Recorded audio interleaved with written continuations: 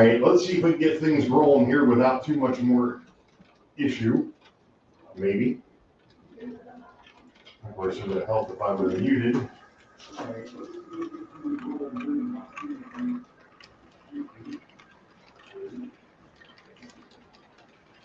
No, that's not the one I was looking for. There we go.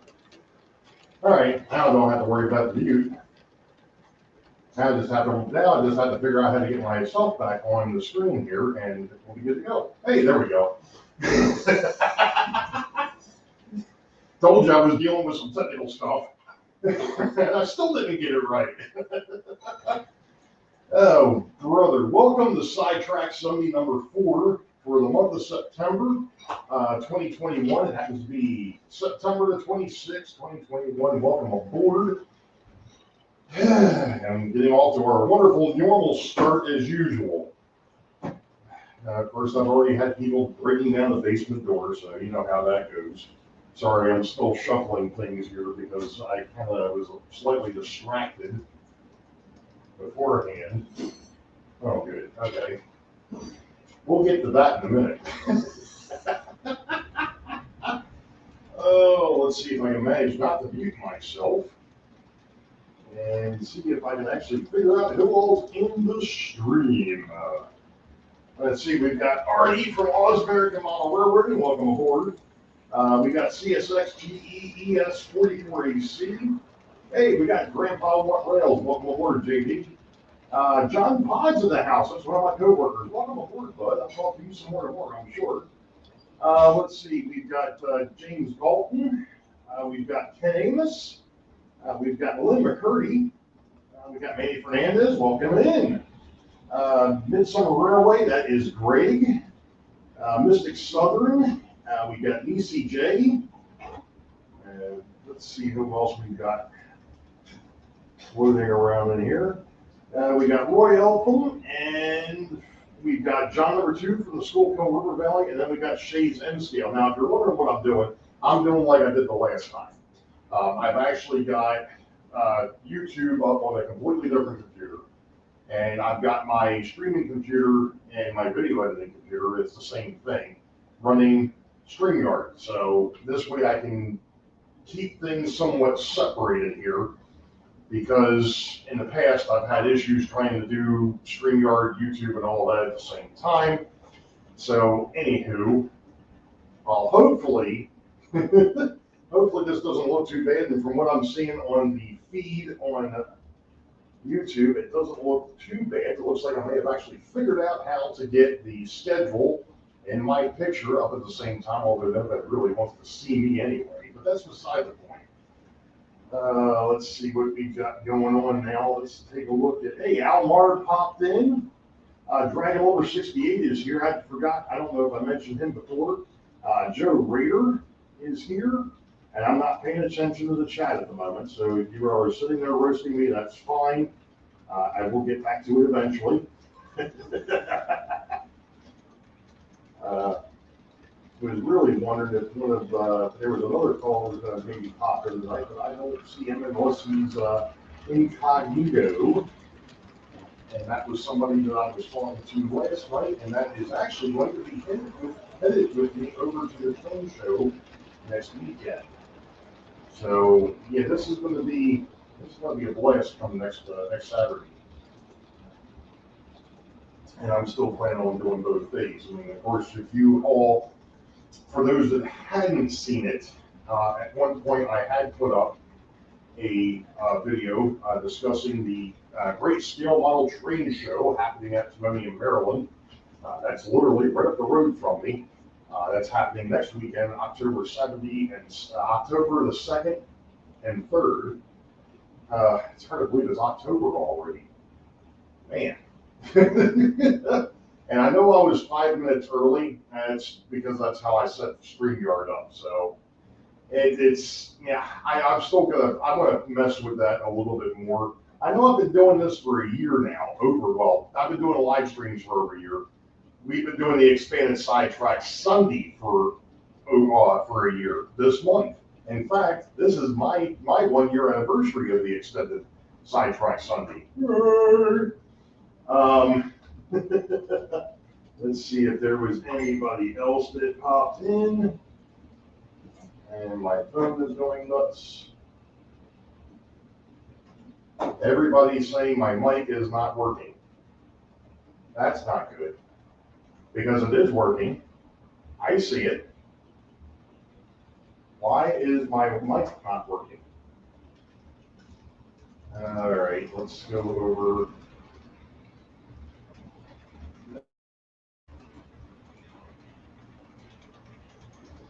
Everything's unmuted.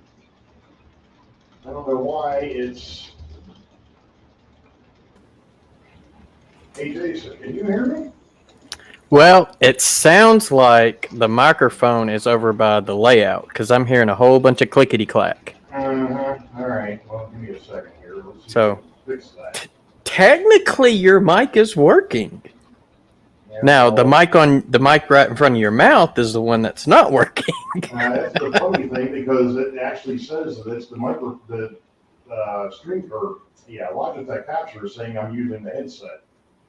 Right, That's so weird. It must be something in StreamYard that is not happy. Let's see what StreamYard has to say. Now it's saying it's using the Logitech capture. Interesting. Do you have another camera set up over at the layout? I do, but you know what? Even though it was set up to listen to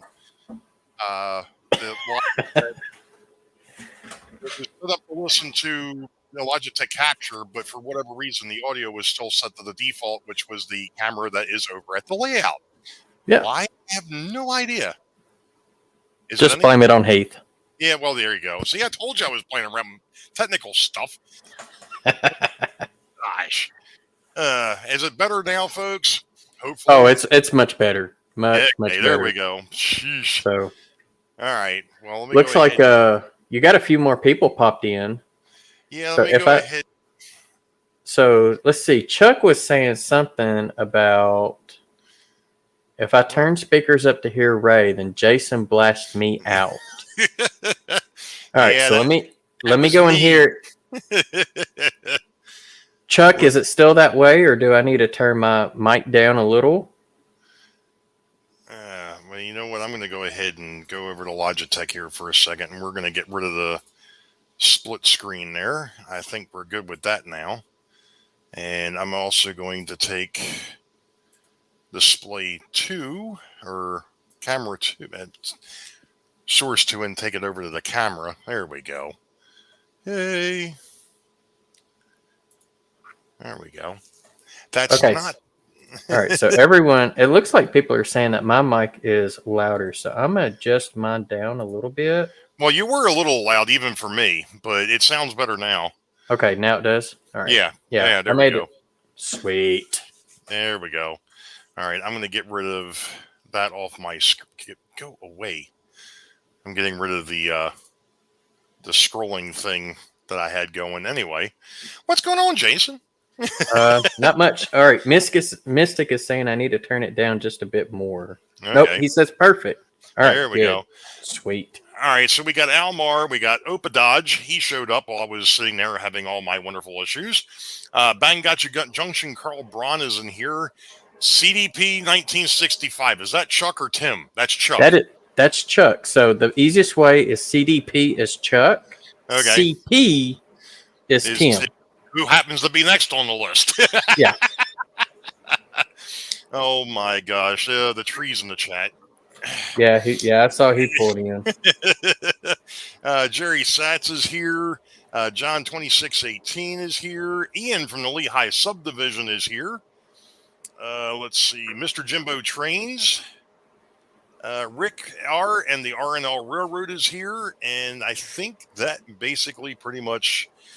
I know Sparky was in here, but I don't see him in the list of participants. And Steve 87P Sap just showed up, and Z Fantasy Trains is here as well. So I'm going to go back over here to the live chat for a minute so I can actually see what the heck is going on, and hope that I don't cause any more problems in the process. Right. Actually, I'm going to leave that up over there. I'm going to move the Logitech software over to the other side. There we go.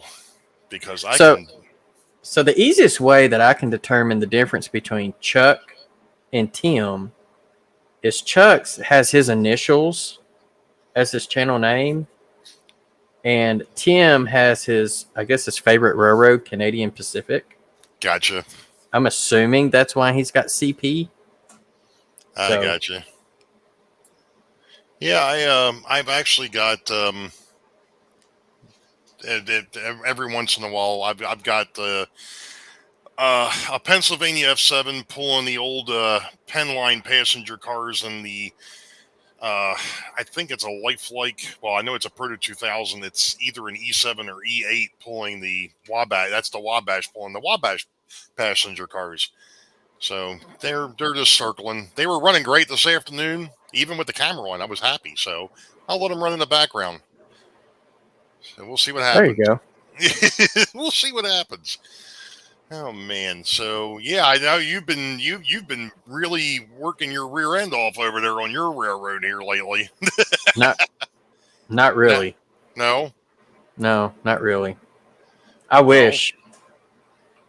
I've been maybe putting an hour or two a week into it, maybe more than that. I would say no more than 4 hours, because technically, like, today was the first day that I touched it since Wednesday, and I spent maybe an hour on it Wednesday. So my actual video recording that y'all all watched this morning was actually recorded back on Wednesday. So I haven't played with it as much. I gotcha. Lynn, I appreciate that. Thank you so much. So yeah, that's kind of where I'm headed next on mine, and in fact that this train show couldn't come at a better time for me, because there's a couple of things that I'm looking for, and there's a few things that I need so I can actually start doing some scenery work on this thing, and that is getting that second deck, or not the second deck, but the city suburb level, getting track up there so I can actually start molding and shaping and everything else to get everything kind of set up there. So I did some work, as you all saw, with, there goes to Pennsylvania. As you all saw with the warehouse, well, I'm doing some more work on the warehouse. I've actually got that pretty well mocked up now. The next thing is getting the parts to actually build that monster, and it's turned into quite the monster. Actually, it's longer. It's actually longer, and the height didn't change, but it's definitely longer than what it was. So it's. Did you see what Rick said? Yeah, I just saw that. Well, hold on. Have you replaced KFC with Hooters yet? No. And I didn't. Okay, so Rita's at KFC working tonight. I guess she's supplying the buffet. So. Oh no. Hey, Train Fan 120, welcome in. What's up, Train Fan? You know what? I'm not going to touch that one, Nisi. I don't think I'm going to touch what Tim said either. Oh boy. Yeah. So I that's basically what I've been working on over here. I know Santa Fe Bob was in here for a bit. I know he had to scoot out. I think he may have been on the road, but I know he might still be listening. A while back, I had gotten a mail call from him, and I had another one of those 76 AHM locomotives. Okay. That he had. Very obviously, it was the same one as what I got from you. Oh, cool. The only difference is the fact that it's complete. It has the coupler box and all with it, and when I stuck it on the track, that sucker went ahead and just zipped around the layout. So, but now I've got two, so now I can start sharing some parts and getting them tuned up, and we'll see what happens. Yeah. Well, like the ones I sent you, I didn't know what the condition was. They was passed on to me, and yeah, that it's all good because I love messing with that stuff. Yeah. I still no. got that Burlington Northern one. I think Randall Ellison wants it. I just haven't got it to him yet.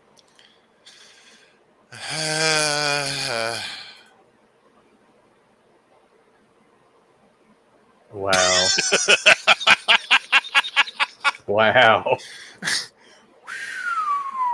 Okay. Well, So, since Rita is in with Rick, and Rick is a tree, does that make Rita a tree hugger?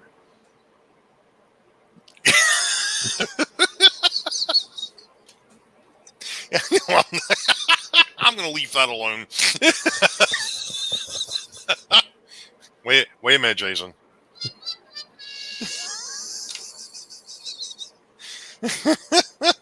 Don't tell me I need to go grab the toilet.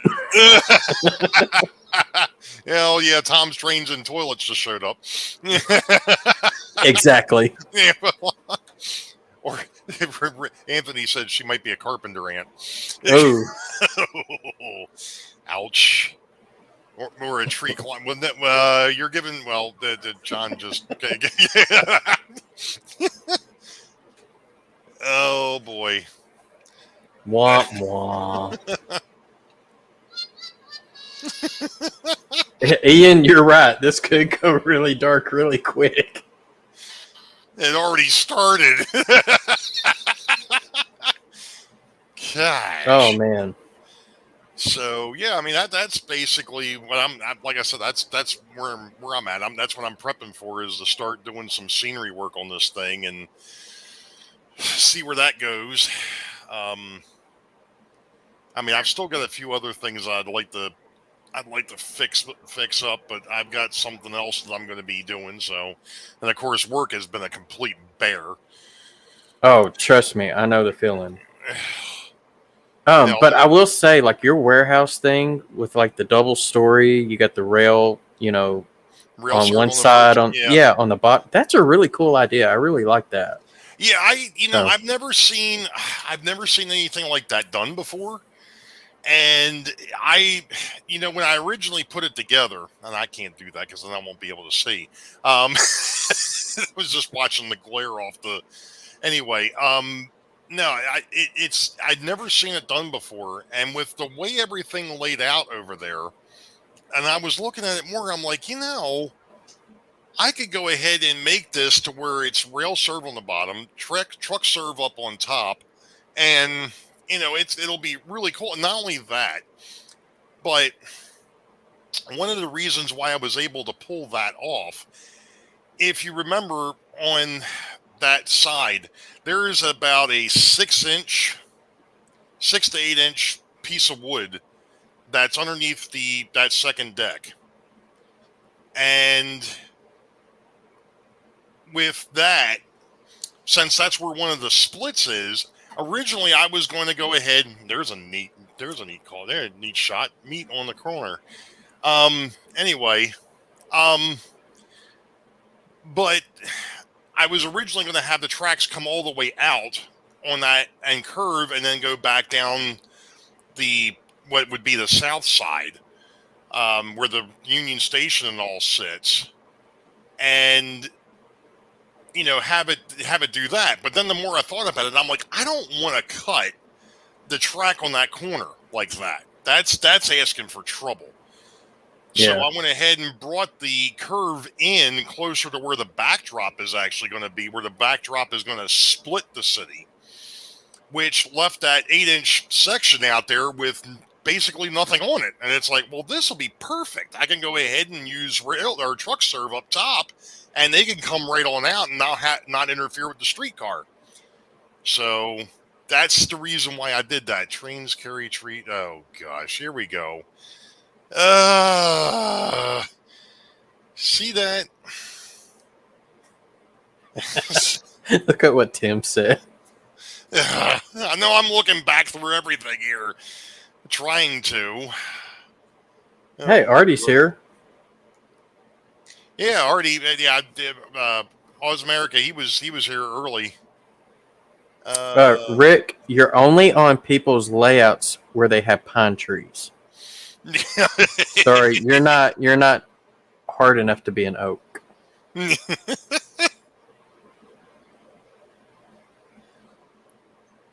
It's kind of interesting. You can actually see the Mars light on the front of that locomotive as it goes by. That's pretty cool. It's an interesting locomotive. Anyway, Mystic Southern. They didn't sex them with nothing on it. That's yeah. Well, yeah. Right now, there's nothing there. But it'll basically just be. I'm not sure exactly how I'm going to work that out. But like I said, I mean, obviously, the upper level of the warehouse will be truck serve, and it'll make it easy for them to get out of there. So looks like Tyler wants to know who made that E8. Is that a Proto 2000? That is a Proto 2000. Yes, I actually picked that up 6-8 years ago, I think it is. And right after I got the locomotive, I'm like, I need to find some passenger cars for it. And lo and behold, somebody was selling passenger cars. Now, those passenger cars are Riv Rossi's. And Okay. the interesting story about that is my nephew was playing baseball at the time. Actually, it has been about 6-8 years because he's 18 now. He was playing baseball. He still plays baseball. But their team actually made it to Cooperstown to play in the national tournament at Cooperstown. Well, here it is. I found these cars right before we left to go up to New York. And I'm like, I hope the heck that they've got freaking internet service up at the place that we're staying. Because I really want those cars. And as it was, after wife and I went back and forth a little bit, and then finally she's like, "Yeah, well, let's go ahead see if he'll take this." I'm like, "All right." So it was a buy. It was actually a best offer, if I'm not mistaken. And I put an offer in, and the guy took it. So I was like, "Hey!" And when I got back home, they were sitting on the front step. So that was pretty cool. Seems like it. That was really cool. But yeah, I've had that locomotive for a while, and the reason why I picked up the locomotive originally was on the N scale that my grandparents had. They had I think it may have actually been an FA. I don't think it was an F7 I don't think it was any of the F units. I think it may have actually been an FA, an Alco FA. That was painted up for the Wabash, the same paint scheme. And when I saw that, I'm like, yeah, I've got to have. Yeah, this is a lot bigger than what theirs was, but yeah, I got to have that locomotive. See, we're on track. It's the chat that's off track now. These guys. Actually, You should have seen what Steve 87 said. Here, wait a minute. Now it's these guys. What does Steve 87 start off with back here? So Tyler was asking the question about your E8, Oh, yeah, and he says, "Come on, Tyler, really? Train talk, WTF?" Yeah, I saw that. And then Artie's talking about thongs. Well, after the week that I've had, I probably really ought to start watching what's going on in the chat, because I could really use an uplift, because it's been a nasty freaking week. See, banked cut ejection. Carl Braun says, amplification. What's up, Melvin? Melvin Fackler, hey, welcome in there, buddy.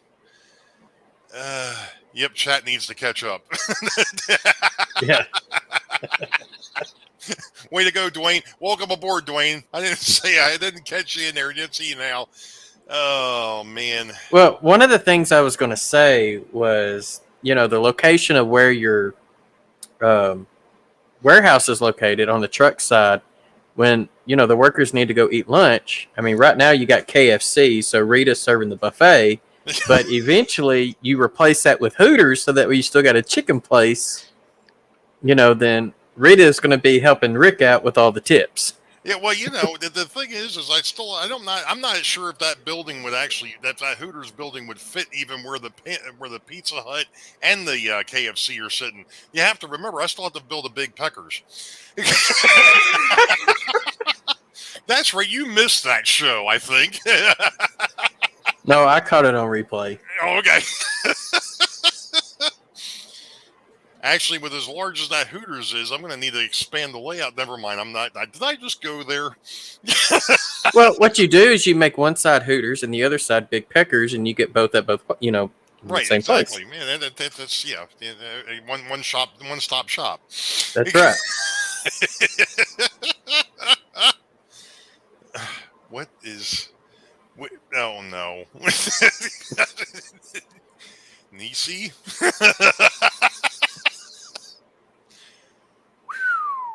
Oh boy. You might get a splinter off of that one. Rick, Raymond Smaller Hooters.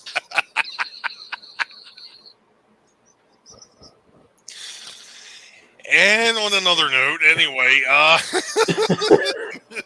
moving on. Good idea, Thomas. Split Rock 323. We all need to send scale models of our cars to compartments. You better build a big parking lot, that's all I gotta say. Yeah, 400. I think I'm up to 440 some subscribers now. Sheesh. Oh, brother.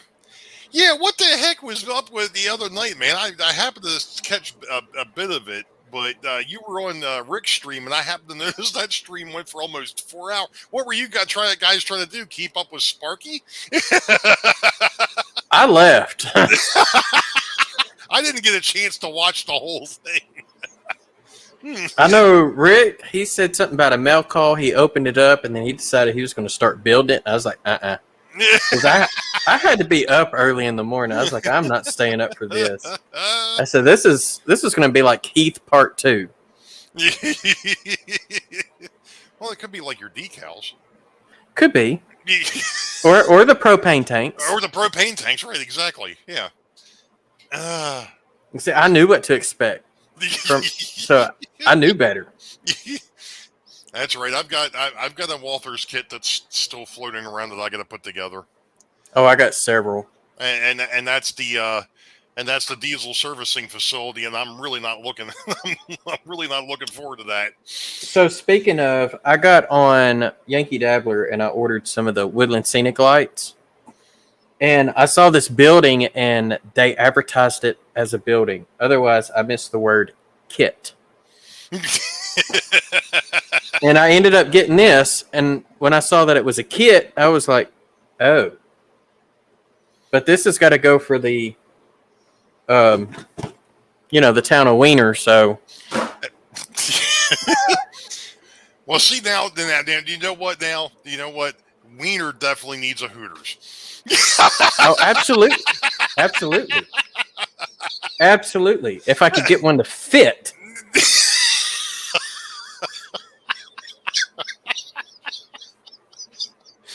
Oh, here we go. This is what everybody was waiting for. Going off the rails on a crazy train. So maybe I should name the next town Blue Ball. That's in Pennsylvania. There's one in Arkansas, too. Right next to Bird in Hand.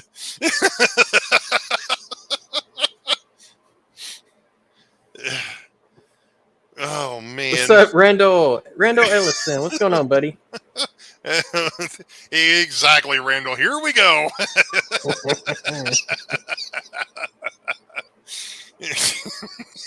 So, you weren't the only one who got a surprise gift. Oh, brother. I didn't know about that one. Well, I got one in the other day. I didn't know who it was from. And I finally put... So how... Twin Peaks. No.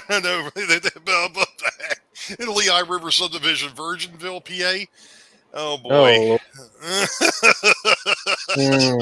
Oh.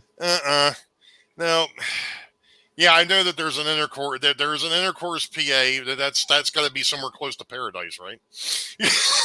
You would think.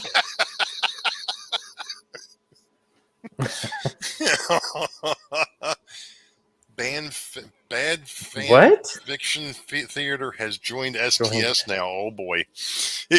Wow. Hey, Fred. Fred Wild popped in. Hey, Fred. Wait a minute. The chat the chat needs to stop bouncing here. Wait a minute. Dwayne had a good one here. The Virginville intercourse climax.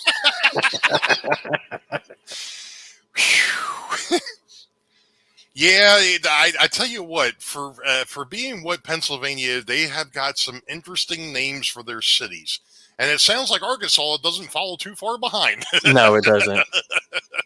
Not at all. See, Maryland, the only odd thing with Maryland is over on the Eastern Shore, you go through Vienna, and then you go to Berlin.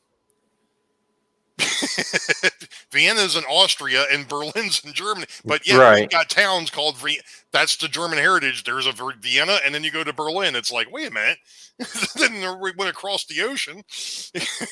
All right, so here we go. Here's Uh-oh. Arkansas's. You got Toad Suck, Wiener, Bald Knob, Possum Grape, Booger Hollow. Let's see here. I'm having to scroll down through it. Yeah, Possum Grape. There's a town called Cotton Plant. There's a town called 56, and it's actually spelt out. FIFTY-SIX. Yeah. Here we go. Flippin'. Smackover. And let's see. Where's the honorable mentions ones at? Blue Ball, Snowball, Ojo, Hicksfield, Nimrod, Stinking Bay, Hog Eye, Inc., Goobertown, Greasy Corner, and Monkey Run. So, yeah, some pretty wild name towns for sure. But Wiener is definitely on the top of my list.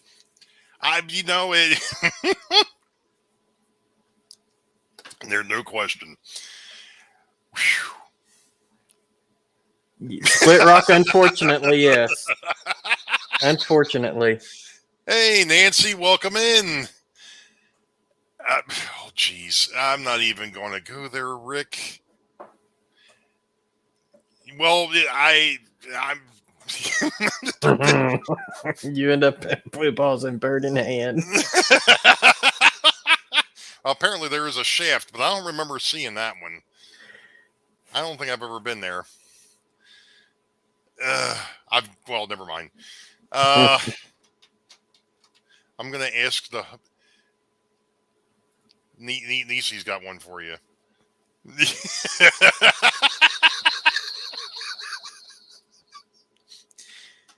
Oh, man. I'm not touching that one. Nope, not going here.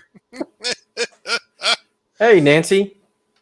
Oh, Lordy. So, yeah, I mean, we've got... There are some other interesting names for some places around here, but a lot of it has to do with just the roads. Yeah, Z. And Dwayne, yeah, that's the really weird part with a lot of the stuff that's up in Pennsylvania. It's all Amish country.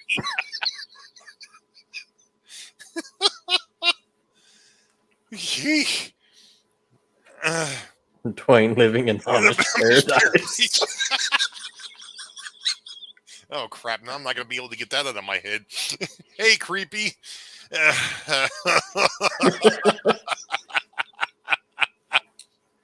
Well, Nancy just missed all about the wiener talk. Bang got you Junction, Carl was... What was this? Wait a minute.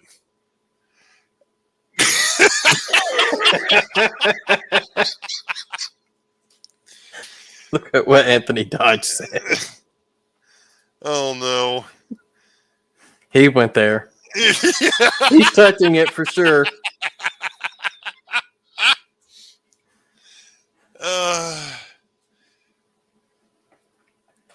Oh, man. There you go. Oh, jeez. Oh Okay. Lord, look at what Carl Braun said. In the UK, we have cockermouth and upper thong. Yeah, I already had that one up. Oh wow.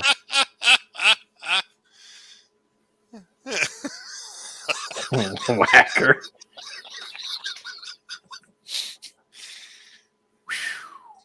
The funny thing of it is, and anybody that's from the area, I don't know if Joe Rader's still in here or not, but I'm not sure if he knows about the story of there's a town out in western Maryland,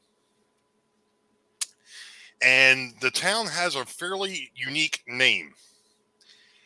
It's called Accident. I'm assuming the town was an accident.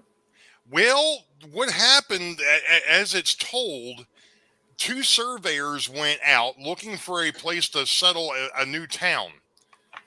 And they went out, went their separate ways, whatever. And when they got back together, they realized they picked the same spot. So they figured we'll call it Accident because we picked the same place by accident. So Randall says I need to write the names of these towns so that way I can avoid them at all costs.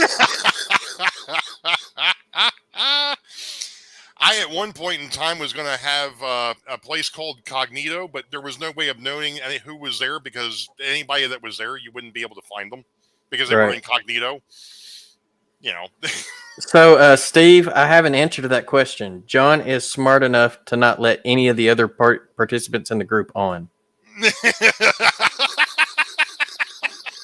So,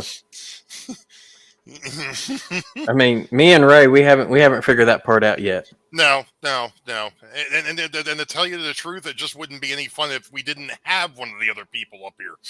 Right. We've actually got a town over here called Boring. There is a town over here called Boring, Maryland. I've never been there, but you know. There's a hell of Michigan. Hey, we could all say we're going to hell. Yep. So I guess that's where Sparky needs to do a meet and greet at. What's that? Meet up in hell? Yep. I've got a question for that one, though. Does it get cold enough for hell to freeze over? Oh, that's a good one.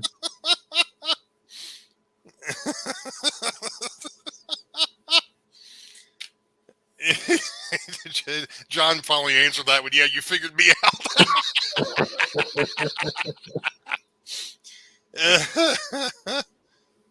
There's a town in Austria called.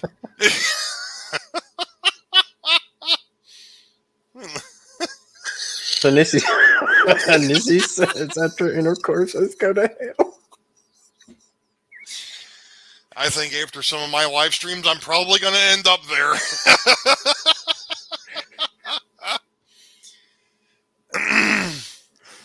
Wow. Don't give Sparky any ideas.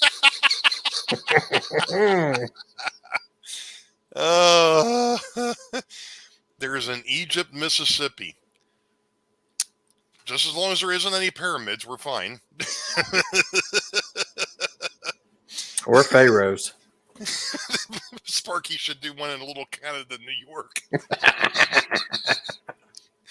Wow. I think we have a Wilmer, Arkansas, too. That didn't sound good.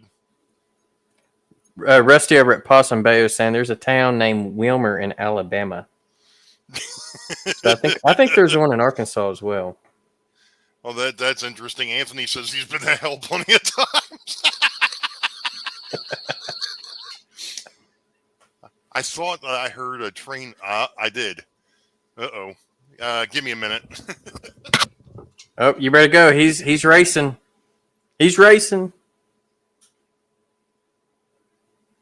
All right, so it's officially the Train Freak takeover with at all the controls. So we have Hump Tulips. Okay. Hump Tulips.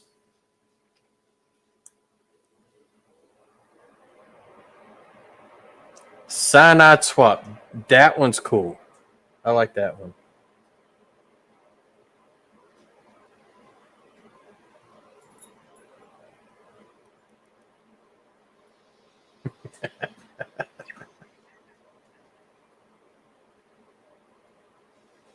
Train fan 120 take over. Well, you're not on here.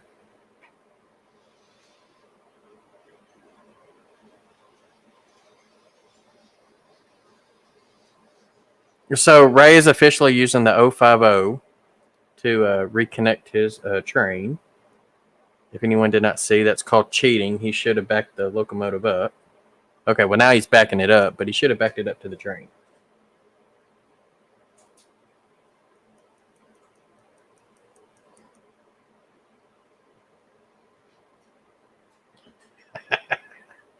Can't go to hell. There's a restraining order against me still. That's funny.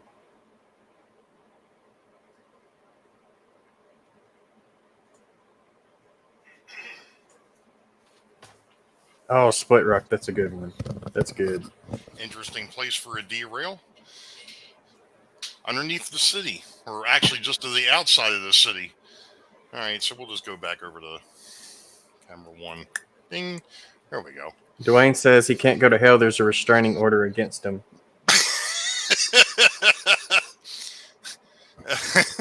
Heaven doesn't want me, and hell's afraid I'll take over. I guess I'm stuck here. Same here. There's Joe. Joe's finally made it back. Oh, man. Anyway. Yeah, I know there's no cheat. I went ahead and brought him all the way back up. I know. That's okay. I didn't feel like trying to back the locomotive 70 feet in the other direction. I told everyone while you were doing that, you pulled out the 050. Yeah, exactly. Exactly. You got to use the 050 switcher from time to time. Transylvania, Louisiana. I've heard of that.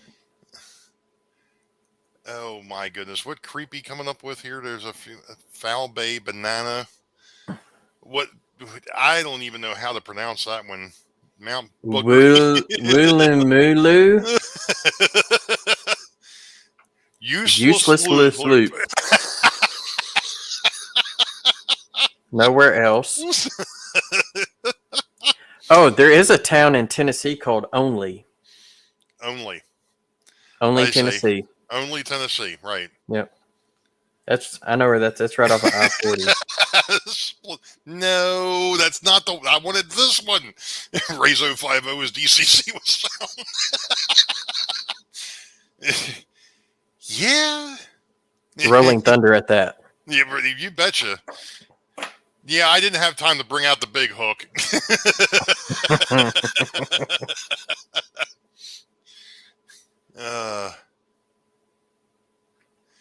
There you go, Jason. There's an interesting question from Nisi, and that's a good because I've actually thought of, or asked. I kind of know, but I'll let you go ahead and explain that one. It is not cosmetic. It is not cosmetic at all. When they went from the transition of going from long hood forward to short hood forward, the only thing that was in the short hood was the bathroom, per se. So that's when they started going ahead and cutting the short hood down, so that way it allowed the engineer and conductor to have more visibility ahead. So that's the reason why they've cut the hoods down. Right, and then there was another transition. Give me a second. Steve is right. There is a dildo Canada. I think ain't it in Nova Scotia or somewhere up far northeast?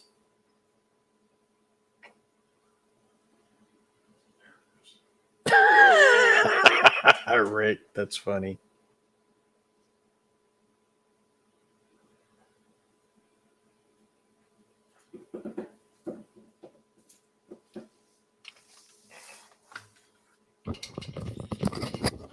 So, all right, Ray, you need to read Rick's comment. Oh, no.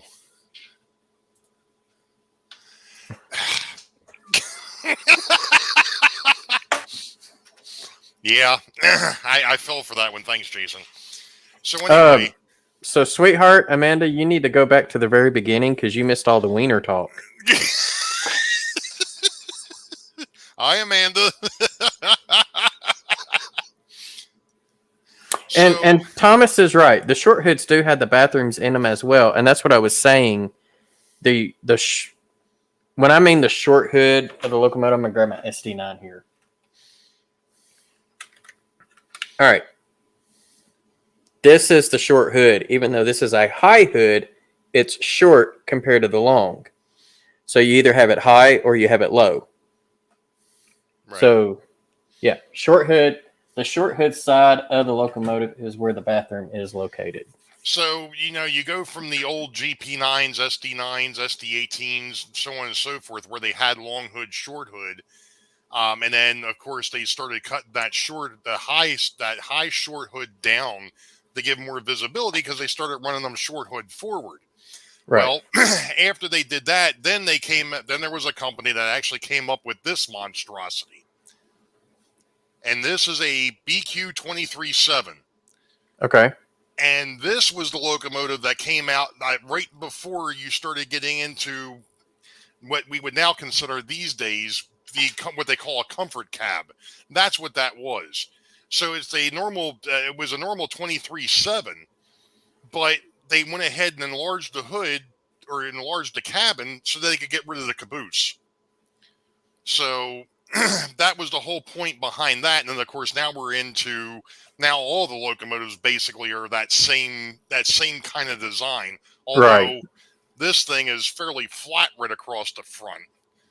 Yeah. I mean, you've still got now in the newer locomotives, you've got a short hood that goes up to the cab and that goes back to the long hood. But that was a transition. No, you're absolutely right. And I want to say the first locomotives that went to the cab in the front, kind of that design, not the F units or the FAs, were the CF7s. And that was kind of, Santa Fe was the one who kind of started that movement. Yeah. If I'm not mistaken. I could be wrong on that, but... And Tim's right. Split Rock's right. It was originally a 5-man crew. That's the reason why that cab is so big. But they were trying to move everybody up from the caboose and bring them up to the cab. And then they realized they only needed a 3-man crew. You only needed the engineer, the conductor, and then a brakeman. A brakeman. Or somebody that could go and take a look at everything.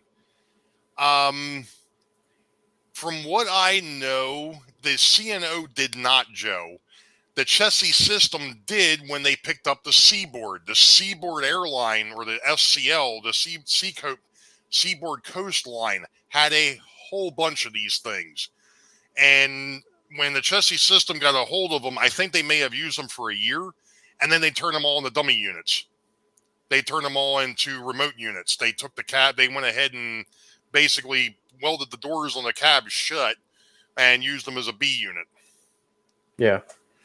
So we got a debate. Fred Weil made the comment that the BL2, which I do not have one, was basically an F unit designed for switching, and he is correct. Mm-hmm. GP9s came after the BL2.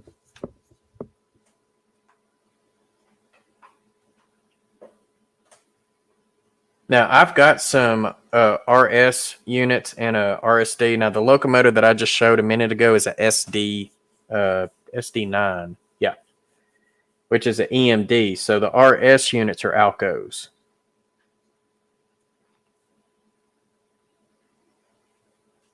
Steve, I mean, we can continue to talk about Hooters if you want to. I mean, I'm all about that.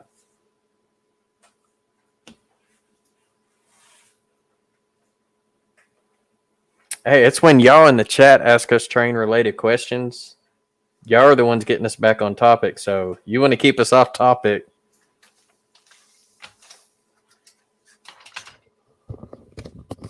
I'm going to have half the railroad on my desk by the end of the night. See, that's why I built my desk where staging is. There ain't enough room back there for that. So, the BL2, there you go.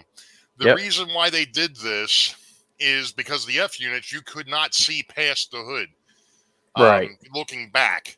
And if you notice, this one here, and of course it's a little bit tough to see on the black. I didn't pull over my Chesapeake and Ohio one, but there is a angle here. Mm-hmm. So you could look out the back and be able to see past everything. But these here obviously ran this way. But we were talking about long hood, short hood. And the thing of it is IHC did not do a very good job with this, but there's an SD24. Okay. And the Southern would run these long hood forward. So this side forward.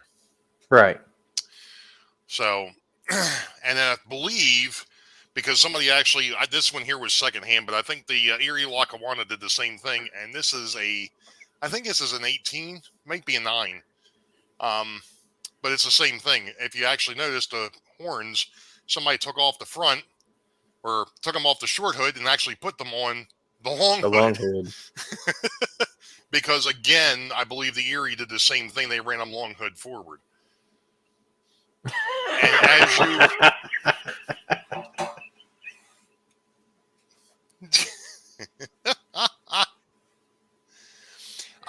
this one here actually is this is an SD24 that IHC did. International Hobby Corp did this locomotive. And trust me, I originally had a bunch of issues with this thing because it was way too light, and I actually put weights up inside of this thing to weigh it down a little bit, and it runs like a champ now. So Cotton Belt had what they called the RSD, and these are RSD 5s. So it's basically an RS, but they added, an extra axle. And Okay. what's crazy is these two axles here are spread a little farther than these two axles. Yeah, I can see that. Let's see if I can. I know there's a glare with my light. There we go. That is really weird. And those are the I forgot what the heck they call those trucks. They're not arch bar. They got another name for them. I think they are arch bar, if I'm not mistaken. Now I've got some RS3s as well. Your wife.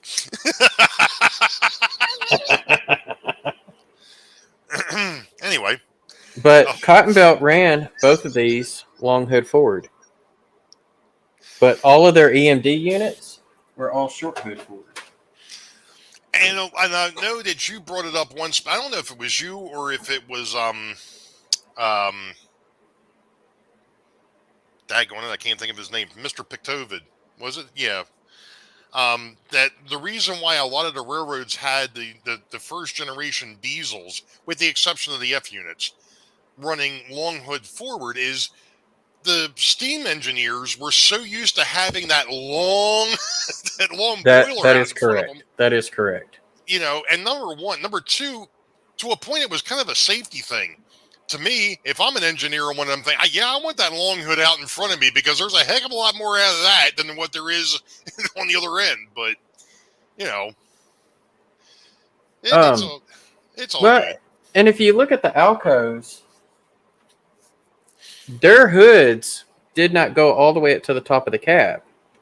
So they had windows.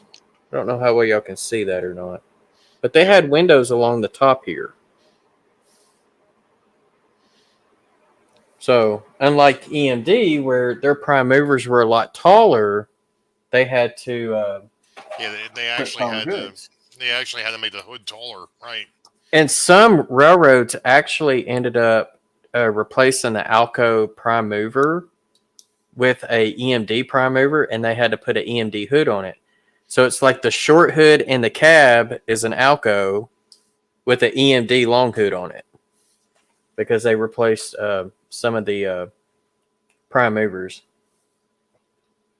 Now, Southern Pacific was probably the only company where the engineers were used to being at the front of the steam locomotive, and that was because of the cab forwards. Right. But they had to have those on Donner Pass because of the amount of tunnels and some of the lengths of them. Yeah. Because if they did smokestack first, it would actually, they were inhaling all of that stuff, Yeah. Well, that was one of the things I know that they were talking about with the, oh man. Moffat tunnel. They actually put fans in indoors, so you would have I forgot which direction it goes now, but the train going in one direction. After the train actually got into the tunnel, they would close the doors, and fans would actually suck the exhaust out of the tunnel, and then they would close the doors once he got through and continue to run the fans until it was clear. They would open the doors back up, and then the next train could go through, and they do it in reverse. Right. That was the only way that once the technology caught up, that was the only way they could keep from, killing the crew and killing the passengers. Mm-hmm. That was the other reason why it was electrified there for the longest time. Because now Moffat Tunnel, that was on what, Rio Grande's. That was on Rio Grande. I'm thinking about the one that was on the Great Northern. I know which one you're talking about. It's not the Moffat. Yes, the Cascade Tunnel on Stevens Pass. That's it. Stevens Pass. There we go. Sorry. Yeah.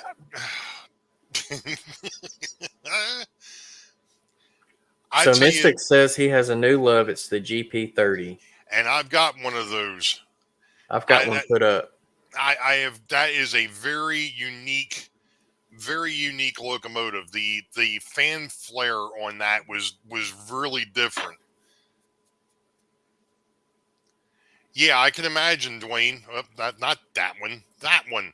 Yeah, I can imagine, Dwayne. And what's neat is, and I've actually gotten pictures of it once or twice. There is a spot where the tag on at the highway, and I forgot the number to the highway off the top of my head, where it goes over the mountain in Maryland. They actually had to blast it, and it's like 3,000 feet. Of course, here it is on the East Coast. 3,000 feet is a tall mountain. You go out west, and it's like that's a hill.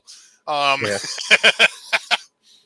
But you could actually see the strata marks from when that mountain was brought in, or when it was built up over the millennium.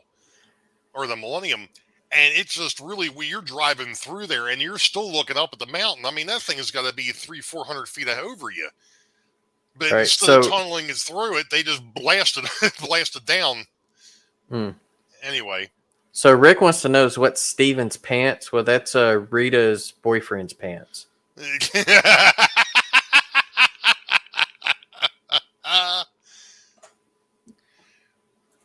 I actually don't mind I've got a couple of U-boats too. I've got a couple of U-30s. I've got a U-20. I've got a U-25 and a couple of, I think they're U-33Cs. Yeah. Of course, the U-567, that was that's something completely different. Sorry. No, you're talking about the U-50. No, I was talking about a U-boat. Oh. Submarine. Gotcha. Hold on a second. Since somebody brought up the U-30, I'm sorry, the GP30. Well, while you're doing that, I am going to show my U-25.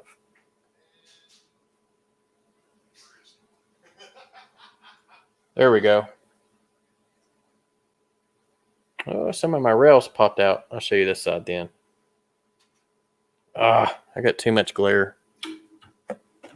There we go. It's a little darker, but now you can see it.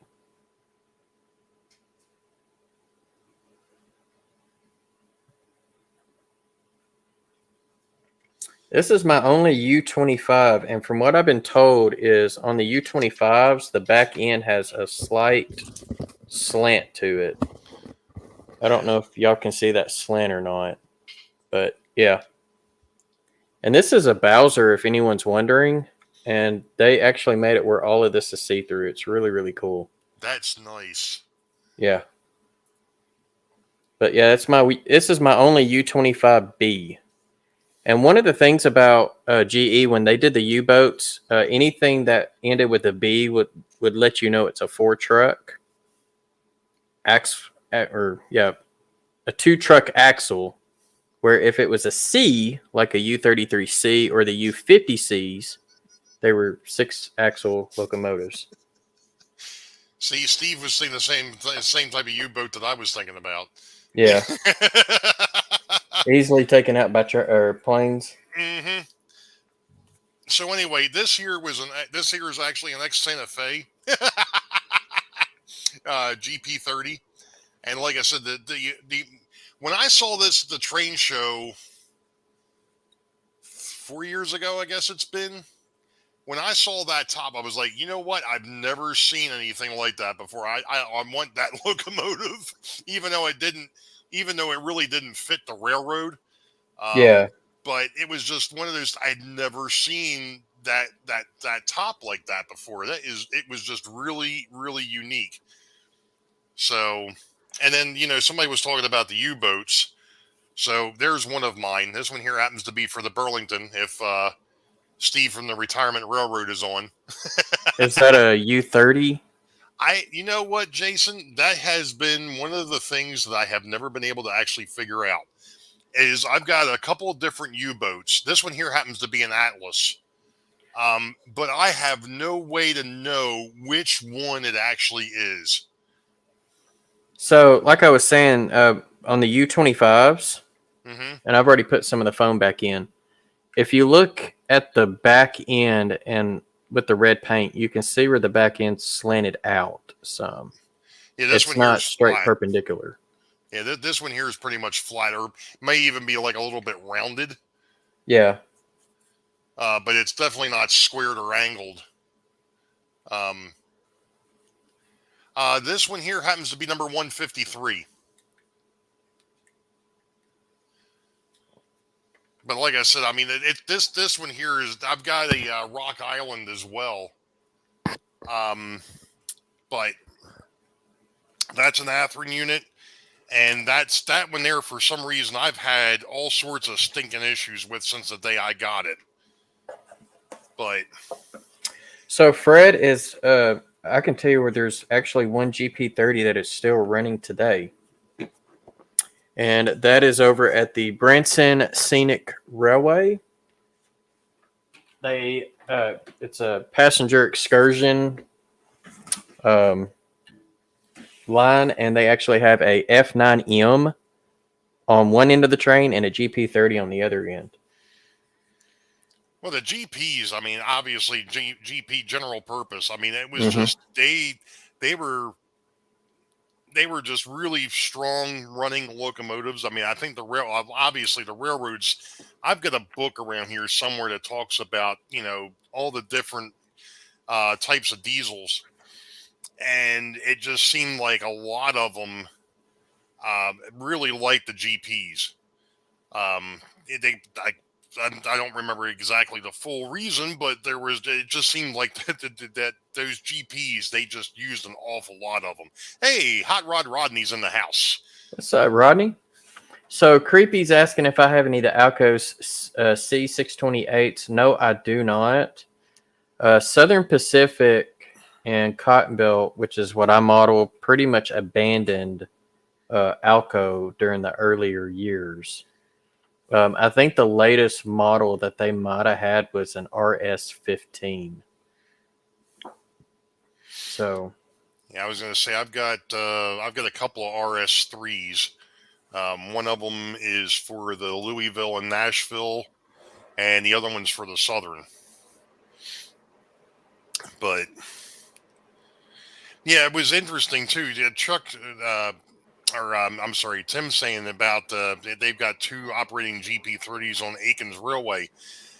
What was fascinating to me, and I forgot exactly where it is, but one of the CSX areas, they've got a spot where they put all their decommissioned locomotives, and there must be like 15 GP30s sitting out there waiting to be,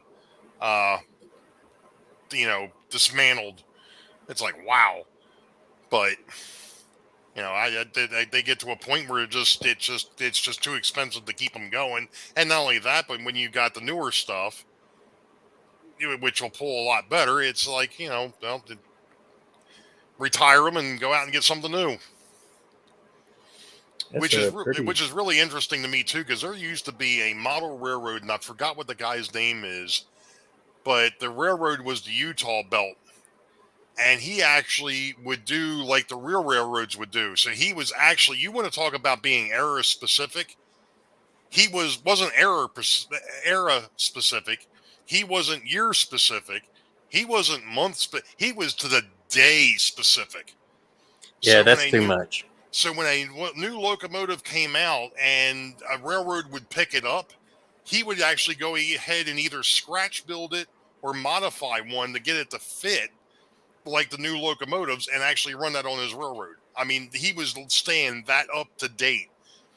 You know, that is called a rivet counter. It was wild. I mean, he talked about how he would literally go ahead and sell off this old fleet as it was being, retired. As he was bringing in new locomotives, the oldest locomotives would be retired. And he would actually either sell them off or he would modify them to match the newer locomotives. And then, just keep updating his roster literally damn near to the week. It's like, dude, really?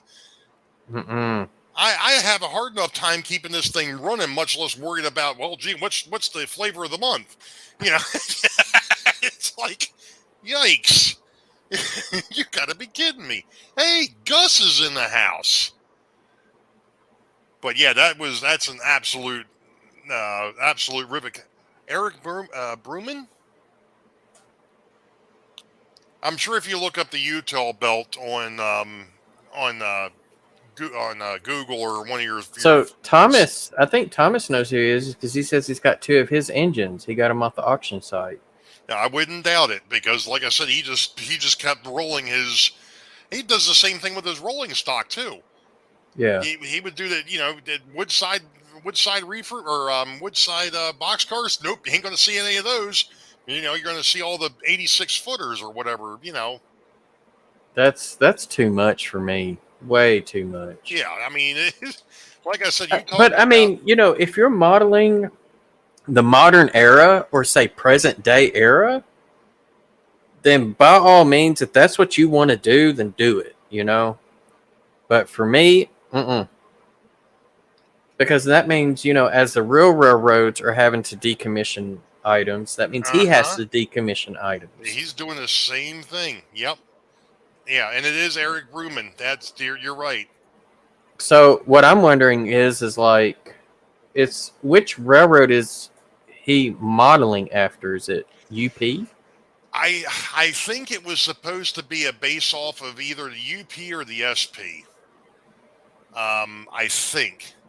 To be honest, Jason, I don't know exactly what he was following. Okay. Because let's say that his railroad ends up ordering a new fleet of locomotives. I mean, you could easily put some money in, if you got 2 new locomotives at one time. Because a lot of railroads, especially if they're a class 1 or a regional for the most part, they didn't order 1 or 2 locomotives at a time. They ordered, minimum 10. Minimum. But like these major class 1s now, when they order a new batch of locomotives, it could be like 100. So, and I'm sure Thomas he would probably know more on that than I would. Yeah, here's an actual link. In case anybody was wondering,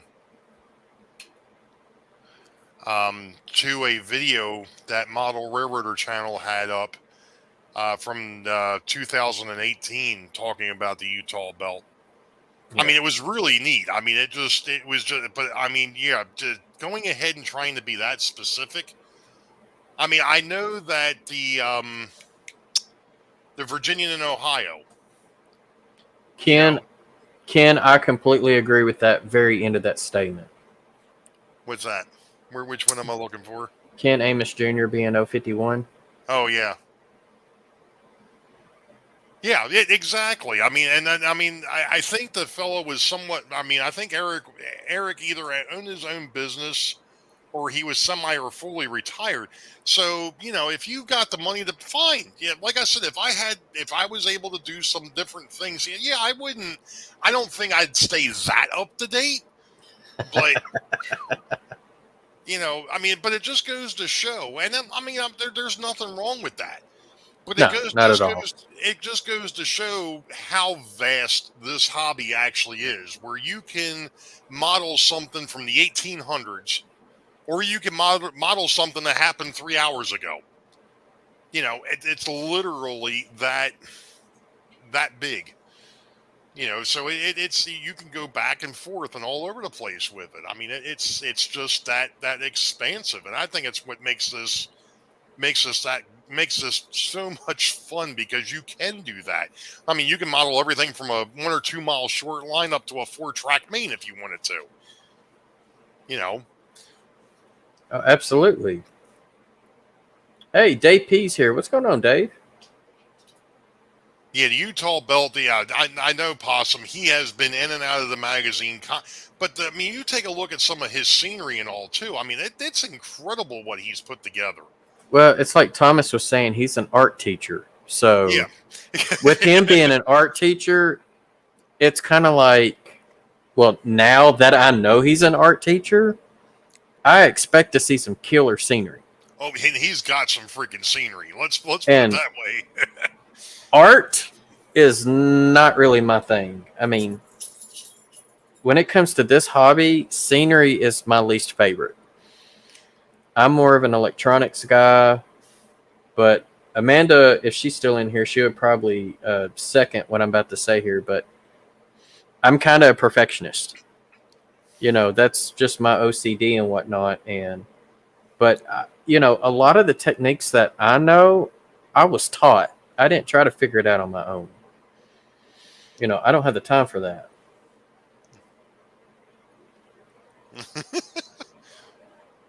Somebody's they're picking on Rodney about something. I must have missed something.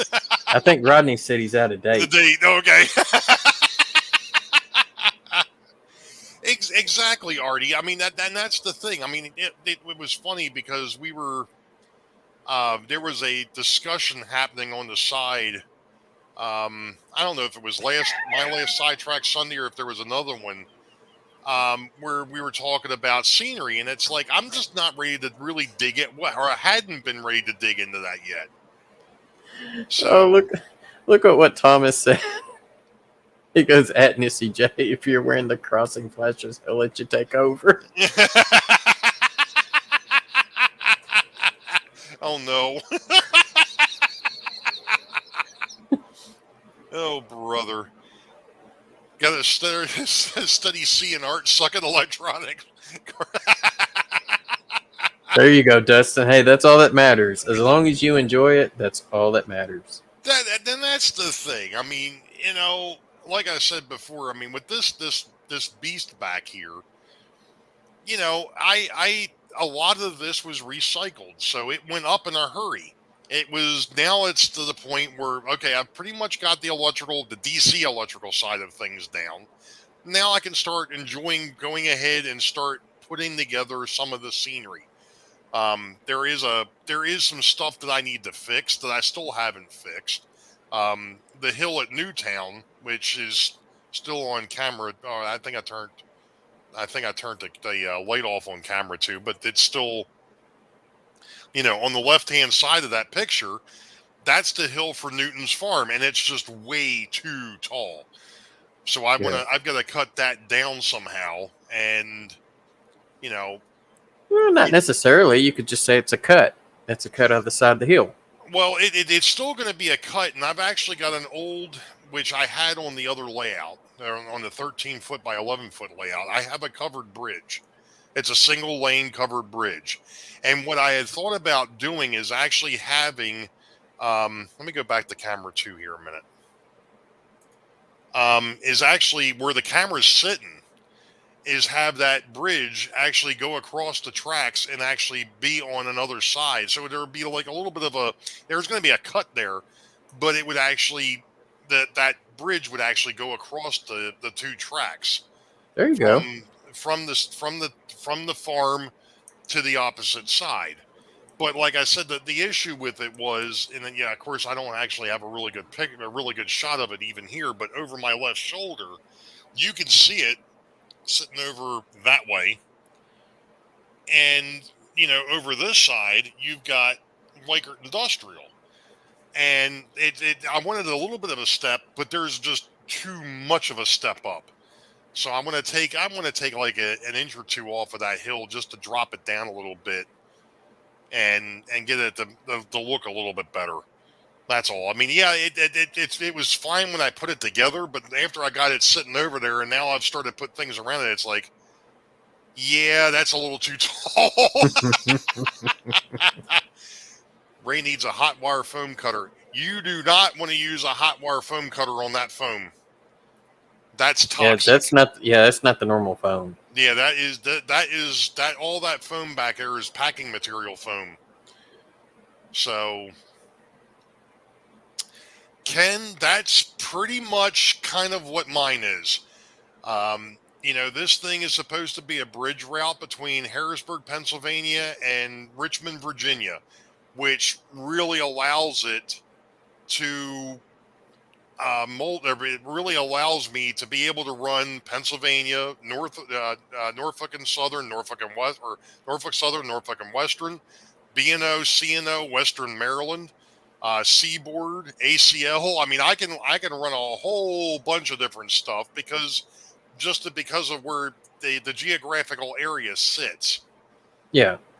I can. It's your railroad. Right, exactly. It was funny. I was telling one of the guys that's actually going to go next Saturday with me over to the train show. He says, "So are you actually?" He said, "With your railroad, are you actually trying to model something?" I said, "No." I said, "It's all hypothetical." I said, "It's not prototypical by any stretch of the imagination." I said, "I'm taking things." One of the things that model railroaders said years ago, and it really resonated with me, and it was in one of the very first videos that I ever saw. And it was Wayne Wesolowski and Alan Keller when they did Building Your First Model Railroad. And all that they did was they put it on a 4 foot by 6 foot sheet of plywood. And he was talking about scenery, and he says, what you want to do is model something that you're familiar with or some place that you dream about. And I was like, you know what? Yeah, exactly. You want to keep that in your head. And that's what I was trying, or what I'm trying to do, or going to try to do back here, is a lot of it's going to mimic the Maryland, Virginia, Pennsylvania terrain. So Dwayne mentioned that he's seen UP's 4664 pulling modern freight. I think he meant 4884, the big boy, because this last UP big boy run that they did, they actually pulled freight down to Houston, Texas, and then from Houston to New Orleans to St. Louis to Denver back to Cheyenne was pulling passenger. But see, the big boy was never designed to pull passenger. Right. It was designed to pull freight. Yeah. So. Yeah. Well, Dwayne, UP's Challenger, it's out of service. They have marked it out of service. I don't know if they have officially retired it, but they have marked it out of service. So that I do know.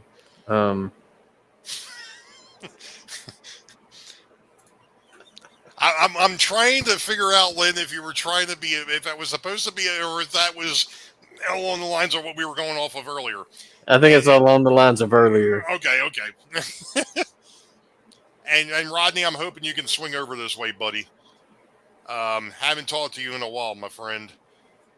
But yeah, I mean that's the thing, and I think, well, I know that's what you're doing with your railroad, and somebody else just brought up something before I forget it. Where did it go? Here we go. What's going on, Gus Hadley? It was Tim.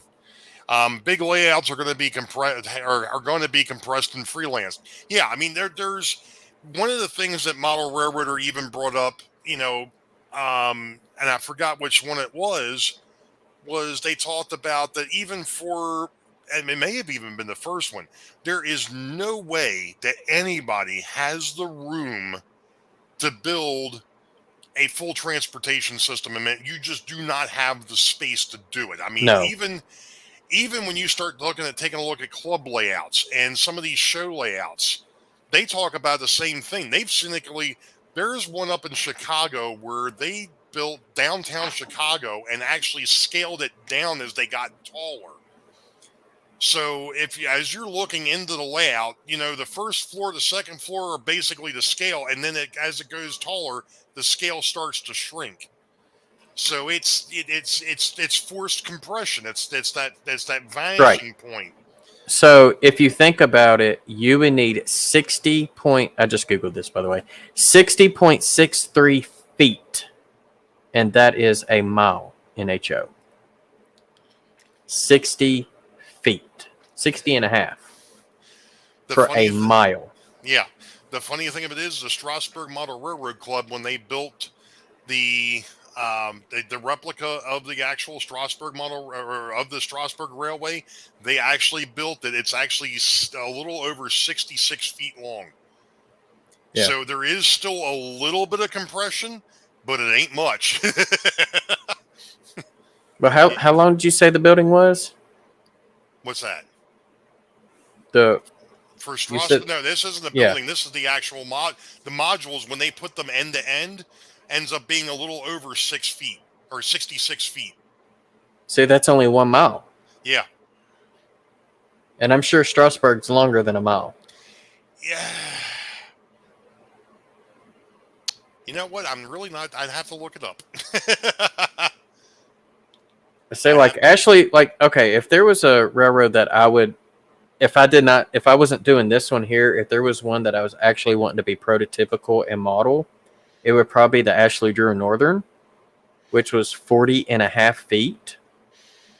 So if I took 60.63 times 40.1, I would need 2,431 feet to model that line with no compression. Yeah, I mean, here it is. That would be tough. And here it is. We talk about mine, and this railroad, when I had that issue with the Sinclair tank car a few weeks back, or last month, it actually went 70 feet with one truck loose. Yeah. And it was like, when I first measured it, I'm like, that can't be right. But when I went back and looked at it, yeah, it's from where it lost that pin to where it ended up in the yard it was 70 feet. So okay, that's a mile. But you take a look at the different changes in scenery, there's a lot of compression. Mm-hmm. All right, so Lehigh, Ian brought it. There we go. Strasburg is 4.5 miles. So they put 4.5 miles into 1 mile. So they're doing 4-to-1 compression. Yeah. Basically.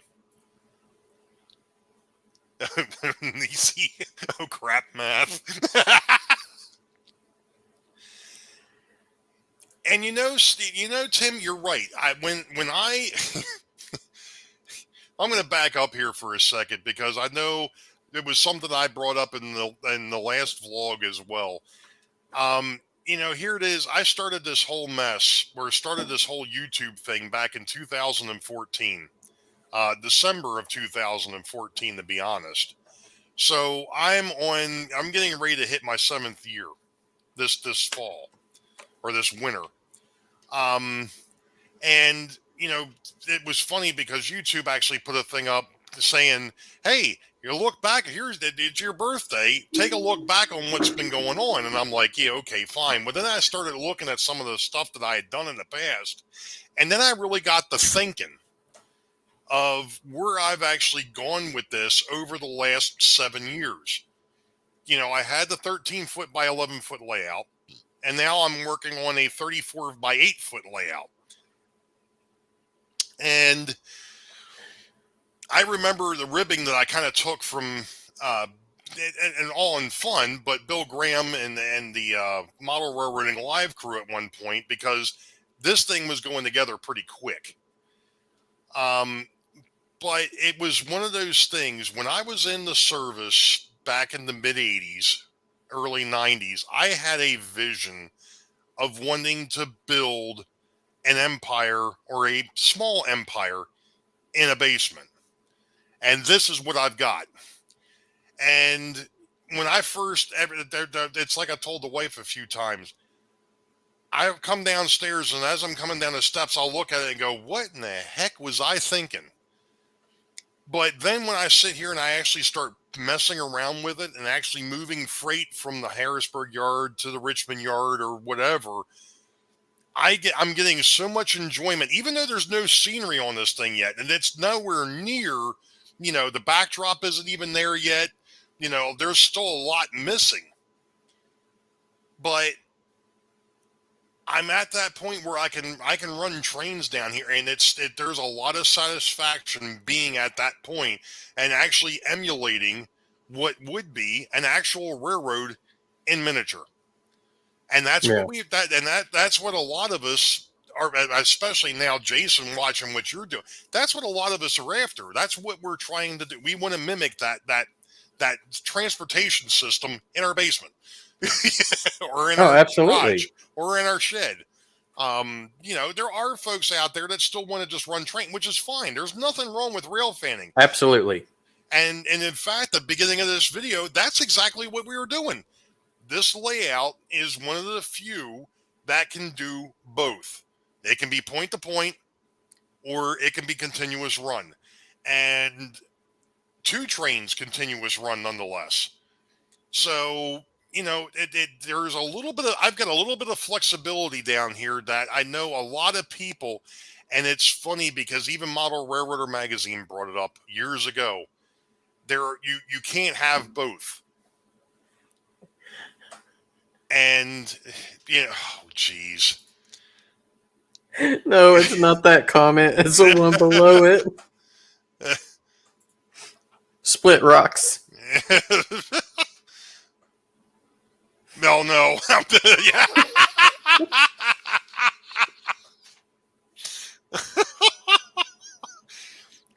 Is there something that Mr. Johnson doesn't know by this point?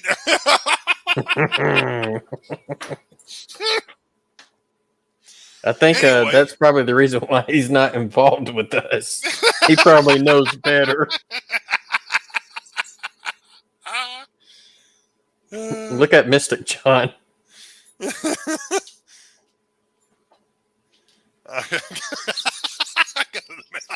I guess he needs a whole slew of poultry cars. Right. That's just foul.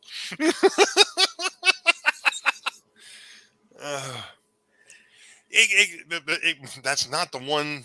Daggone it, there with it. This one, you don't have to model the entire railroad. Pick a small portion to do it. Exactly. Right.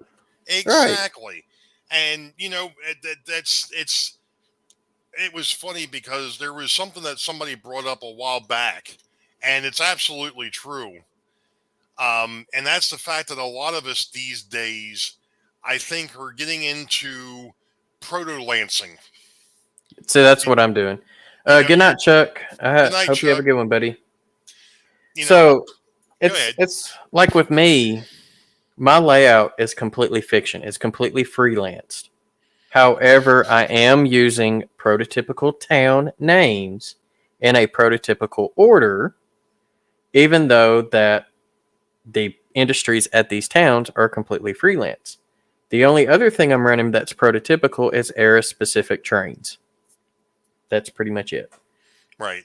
And I'm to a point, I'm trying to stay between 1950 and 1970, which is a wide era. I mean, that's you can run a whole bunch of different stuff in that. You get your first, second generation diesels. You could still be running steam, because one of the things that was brought up too is, in the United States specifically, you had eras where you had the small steam, and then you got into the big, and then you got into the superpower steam, which was the big boys, the Challengers, and so on. Cab forwards, all the articulated. Exactly, all the really big ones. And then you get into the first and second generation diesels, and then you get into the third, and then you get into modern. Right. And there's nothing saying that you can't expand those eras a little bit to be able to go ahead and run some stuff that may not have been seen. And that's one of the things when you're doing, like I'm doing, somewhat more freelance than I am proto, but that somebody brought up, it's kind of it's kind of hard to go ahead and say that you got a wood burning locomotive that's sitting next to an ace locomotive, and it's like, well, it could be a fan trip passing through. It's Right. it's a white flag extra, But yeah, I mean that's the thing. We get a lot of latitude and a lot of leeway to be able to model a whole bunch of different stuff. And Tim's got a question here. I think that's Tim. That's Thomas. Thomas, I had a T right. Yeah. You modeled a passenger train area in that great train. Yeah, exactly. I am not a fan of Amtrak. Oh, me neither. I was more of a fan of, because of the fact that where I live, I'm not that far from the Northeast Corridor. I'm 25 minutes away from it. And I remember before Amtrak came into being, seeing the Pennsylvania Railroad cars, seeing the Baltimore and Ohio Railroad cars, flying up and down, even though, I was really young. I was 2, 3, 4 years old, because that was around the time that Amtrak took over, was the early 70s. But a lot of that equipment was still around, and not only that, but because I'm from Baltimore, and this is where American railroading got started, there is a lot of railroad history here. And that, with the Railroad Museum downtown, you got to see a lot of that equipment, and a lot of that. To me, one of the most unique paint schemes, at least on the East Coast, besides the Atlantic coastline, was the Chesapeake and Ohio's passenger cars with that dark blue and that bright yellow. Mm-hmm. It stood out. The Baltimore and Ohio had something very similar, but the Chesapeake and Ohio, that was a very, that scheme, when you saw it, you knew exactly who that was. Just like the Southern Pacific, the daylight. Yeah, the daylights.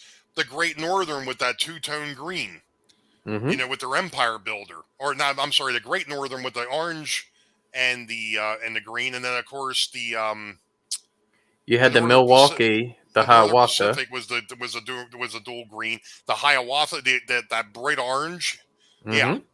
Yeah, it's those are things, and trust me, those are things that eventually, once I get this thing built, that's probably going to be the next step for me. Is I want to start collecting some of those passenger trains from that bygone era, like the Great Northern and the Northern Pacific, and just because of that paint schemes, you had the locomotives match the cars. What's cooler than that? It's even with the Seaboard. Well, when you think when you think about it, let's go back to the steam era. Pre-diesel. How many railroads besides the Southern Pacific painted the steam locomotives and the tenders to match the cars? Mm-hmm. Yep. So I don't think there's many out there. I'm not saying SP is the only one that did it, but I don't think there's many others out there. No. Now, when they went to dieselization, a lot of railroads painted their their passenger fleet one color and their freight fleet another color. SP was big on that. That's an interesting thing. I didn't know that, Dwayne. I'll have to look that up. Huh. But I know that of course it was a fan thing too. Here it is. There were two Chesapeake and Ohio, Chessie system locomotives that were actually painted in the CAT scheme. One of them, I've got the 484, and I've also got the 462, that were painted in the bright yellow paint scheme. But I don't know if they actually pulled passenger cars or not. I think they came out, but after they had already gone over to Amtrak. Yeah, I was paying a little bit of the attention to what Nisi was. Oh, Lordy. Yeah, and Thomas is not helping matters much either. Dang, this is like part 2 to the propane tanks episode.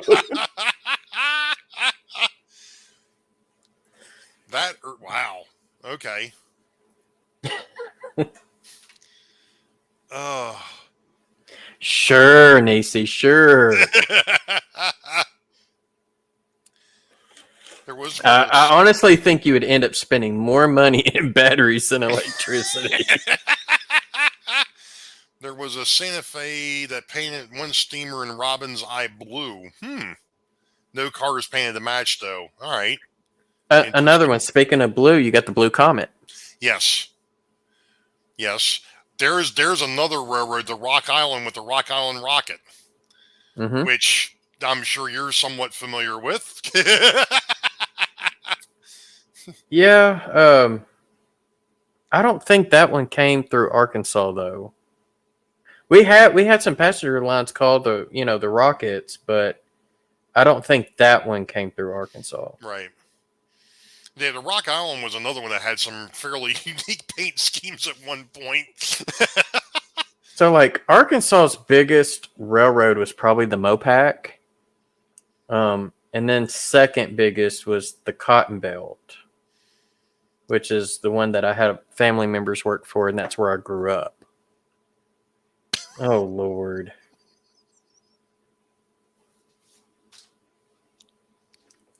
Wah, wah, wah.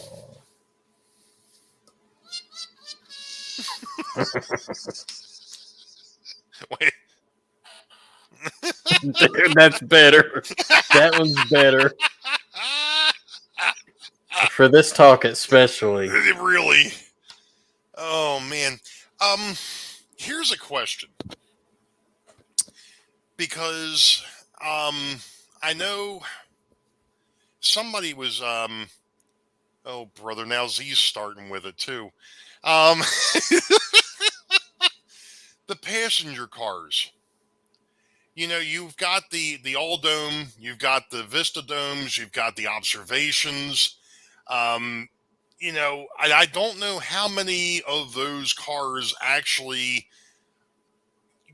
you know, if the Pennsylvania Railroad, for instance, actually had an all dome passenger car, or if they just used the short domes, or if they had, obviously, I think just about every passenger railroad back in the 50s and 60s, they had the what I call the fishtail train. The last car on Boat tail. the boat tail, exactly. Yeah, boat tail. The boat tail, came almost to a point, which obviously on my railroad works out fairly well, because if that last car was actually square back, that would get tagged every time the train going out of the passenger terminal would hit it. So the all domes probably didn't come around till the very end of when the private railroads had passenger service, and they started, phasing to Amtrak per se. As far as Vista domes, some of those would have been attached to a dining car, so that way, that was more seating area. And if you really think about it, when you go up in a dome, you're sitting in a booth. Right. It's not like a coach where it's just rows of seats. Right. And some of those domes, the one that we rode on in at Branson, it was a dome car, but it was a dome solarium observation car. So it didn't have the boat tail in. It was just a flat end, but it had windows on each side of the doors. Right. But they didn't use it as an observation car per se, but we could see the next car in line. So it just depending on where would depend on, if that dome, exactly where your dining car was. Sometimes the railroads, if they have more than one dome, they would have the dining car in between. So, yeah, and Thomas, that's exactly what we're talking about. We're talking about the all dome or the full dome, where it goes from the front one end of the car to the other. I know the Alaska Railroad still uses those cars. because I was up there a couple years ago, and that's exactly. I mean, they're an upgraded or a newer version of that same car. But yeah, I mean, and what was neat is that was you had the dome on top, and you actually sat in, like Jason was saying, you actually sat in the booth. If you walked down the steps, that's where the kitchen was. So each one of those cars was its own kitchen car as well. So it was pretty cool. It was really cool. And somebody was talking about the Crescent Limited, which I've got a replica of that sitting over here, the steam locomotive and the passenger cars, and that does have an observation car at the end, and it's just an open porch. Yeah.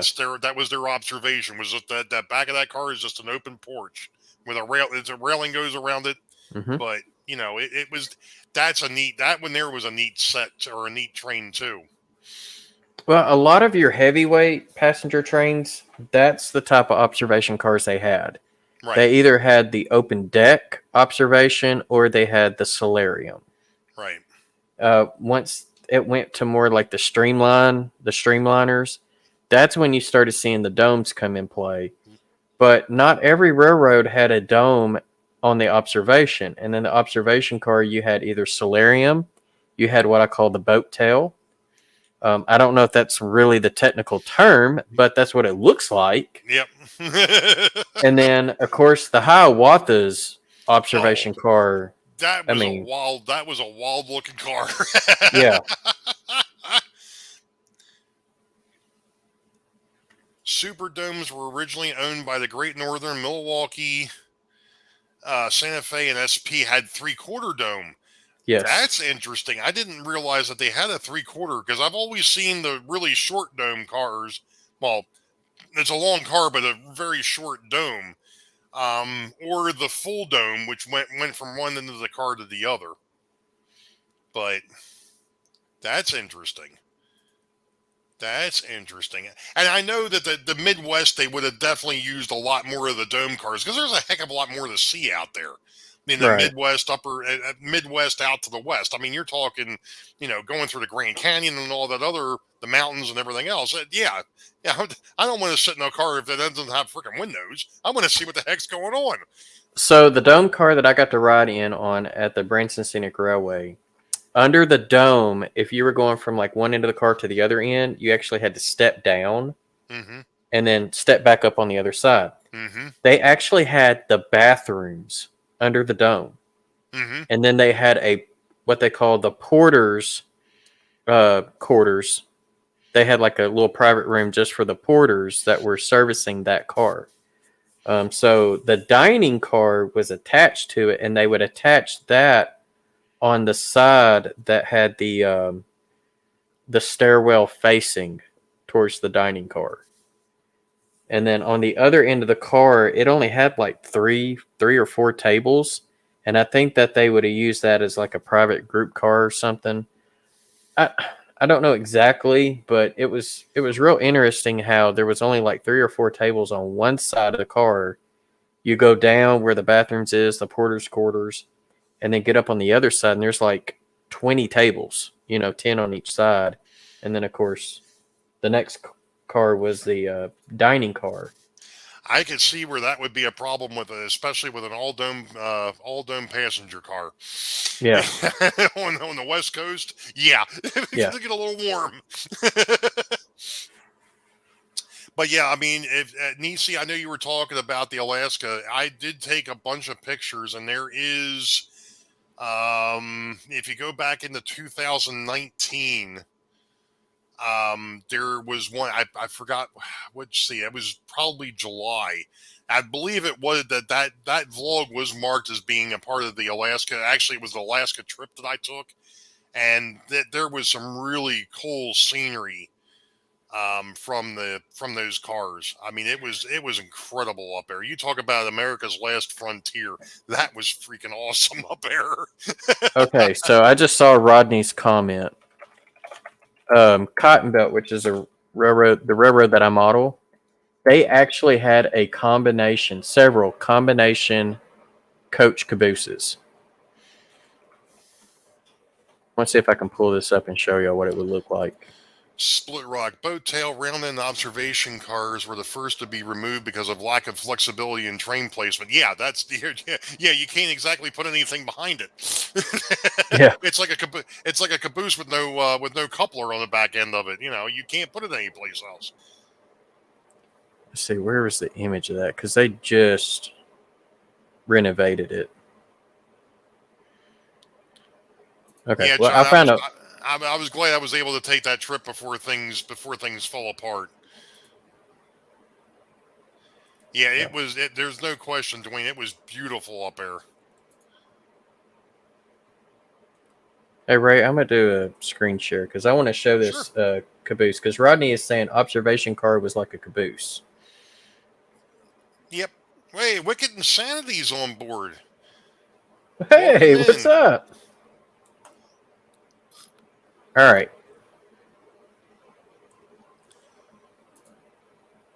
So let me know if y'all can see this.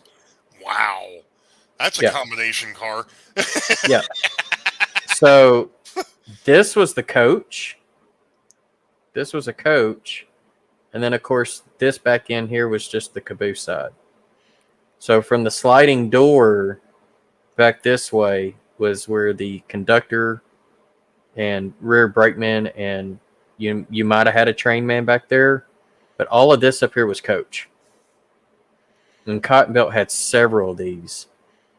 Here's another one right there. It's kind of a bad picture, but and they're all wood. Yeah, all wooden. These are all wooden cabooses.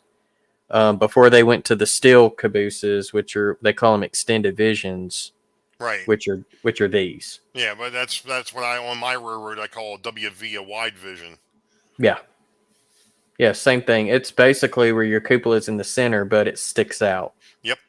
And then, of course, which actually gave you the benefits of both a cupola and a bay window. Yep. But yeah, I would love to try to model one of these, but man, that's going to be tough.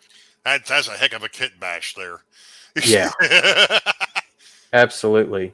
Well, Roundhouse made a wooden caboose that's a cotton belt, and it's got this sliding door in it, but it's only got like 2 of the windows, and then it like would end right here. So I bet that had all the riding qualities of a Sherman tank. Probably right. Yeah. And we're back to wooden trains. Well, the funny thing of it is I got hit with something a while back, a thing that they call a cabbage, and what it is, it's an old F40PH that they've taken the prime mover out of, and they're still using the cab, but behind the cab it's a baggage car. Okay. So they call it a cabbage. And again, what it is so that they don't have to turn the train around. You tell that to the wrong person, you're going to make them hungry. You what? I wouldn't want to be around somebody who's like cabbage. I did have sauerkraut for dinner tonight, and that's close enough. That's close enough. That's a fermented cabbage, if I'm not mistaken. But yeah, I mean, it's. I mean, the first time I heard cabbage, I'm like, what the heck are they talking about?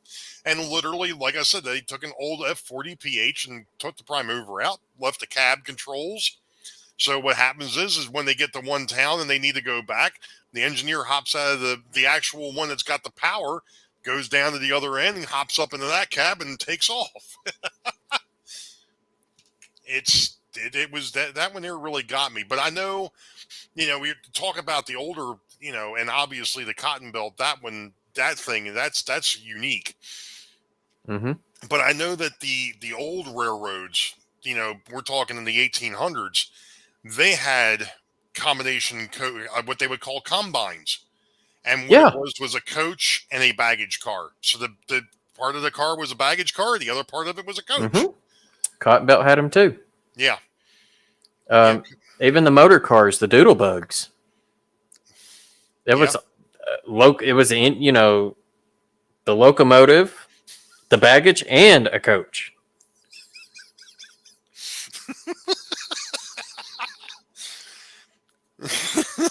Yeah, but they got plenty of gas to make sure that the locomotive goes. That's true. Oh, man. Mm. Yeah, rail fans come up with some creative names. No, Tom, I don't think that was something that we came up with. I think that's something that Amtrak actually came up with. Oh, no.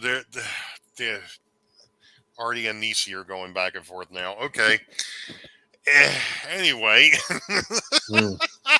Mm-mm-mm. Well, and that's the other thing. We were talking about Combine. I know that Wabash train actually has a very unique, I think it's a very unique car too. I think that's a mail car and a baggage car in one. So half of that car is a mail car and the other part is a baggage car. You would see a lot of those on mail trains. Yeah. Well, in the way you could tell it was I'm not going to go into how you tell the difference between a male train and a female train, but that goes along with what's going on in the chat. Look what JD said. I'm eating coleslaw. And we're talking about Anthony, the train car. Oh, boy. Oh, man.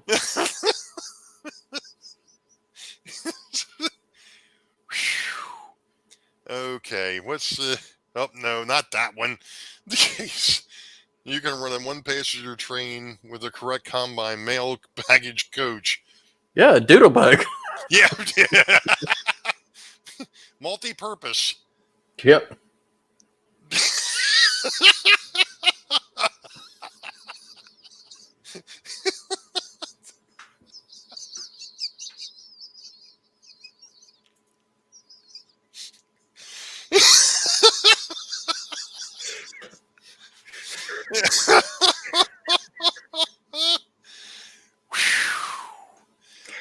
Wow. I am glad that Grandpa Rails is on the West Coast. Coleslaw and a blue cheeseburger. Yeah, okay. Nope. Whew. And Wicked Insanity was choking on his Mountain Dew. This pile's getting deep. Oh, man. So I guess Wicked Insanity and Rodney have got similar interest there during the summertime. I mean, Rodney was in racing cars over the summer, and apparently that's where Wicked Insanity's been doing. He's been racing as well. Nice. Nissy, are you talking about boxes or blue totes?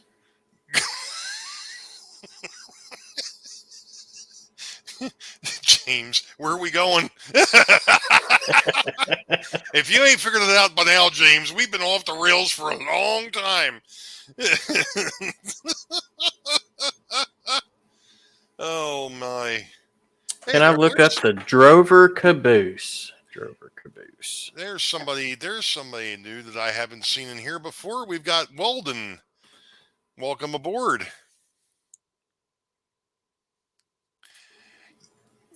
There we go. Yeah, model railroad used to run. Oh, wow. Okay. So the Drover's Caboose was a unique part of American railroading tied to the shipment of livestock such as cattle. It required the front section was reserved for livestock drovers. Okay. That's interesting. And the caboose looks roughly the same, but a little different. Here, I'll screen share it. Okay. Yeah, and Split Rock's right. They used to run, pike-sized, which, most of my stuff, the longest passenger trains I have are 5 cars. And that's the two Pennsylvania trains.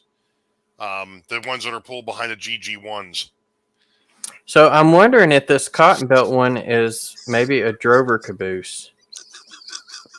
Oh, Lord.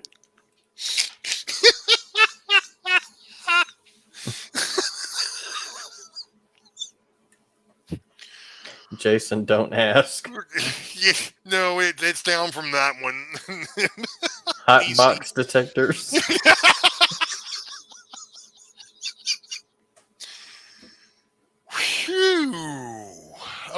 boy.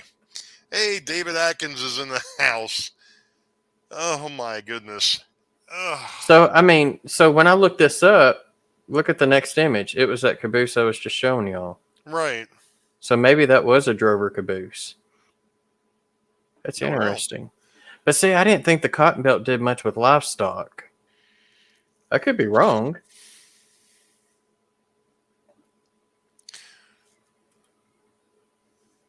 All right.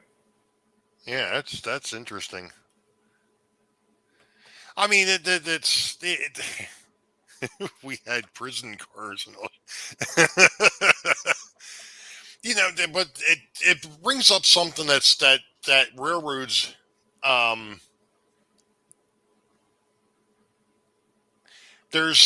sorry, I lost my train of thought for a minute.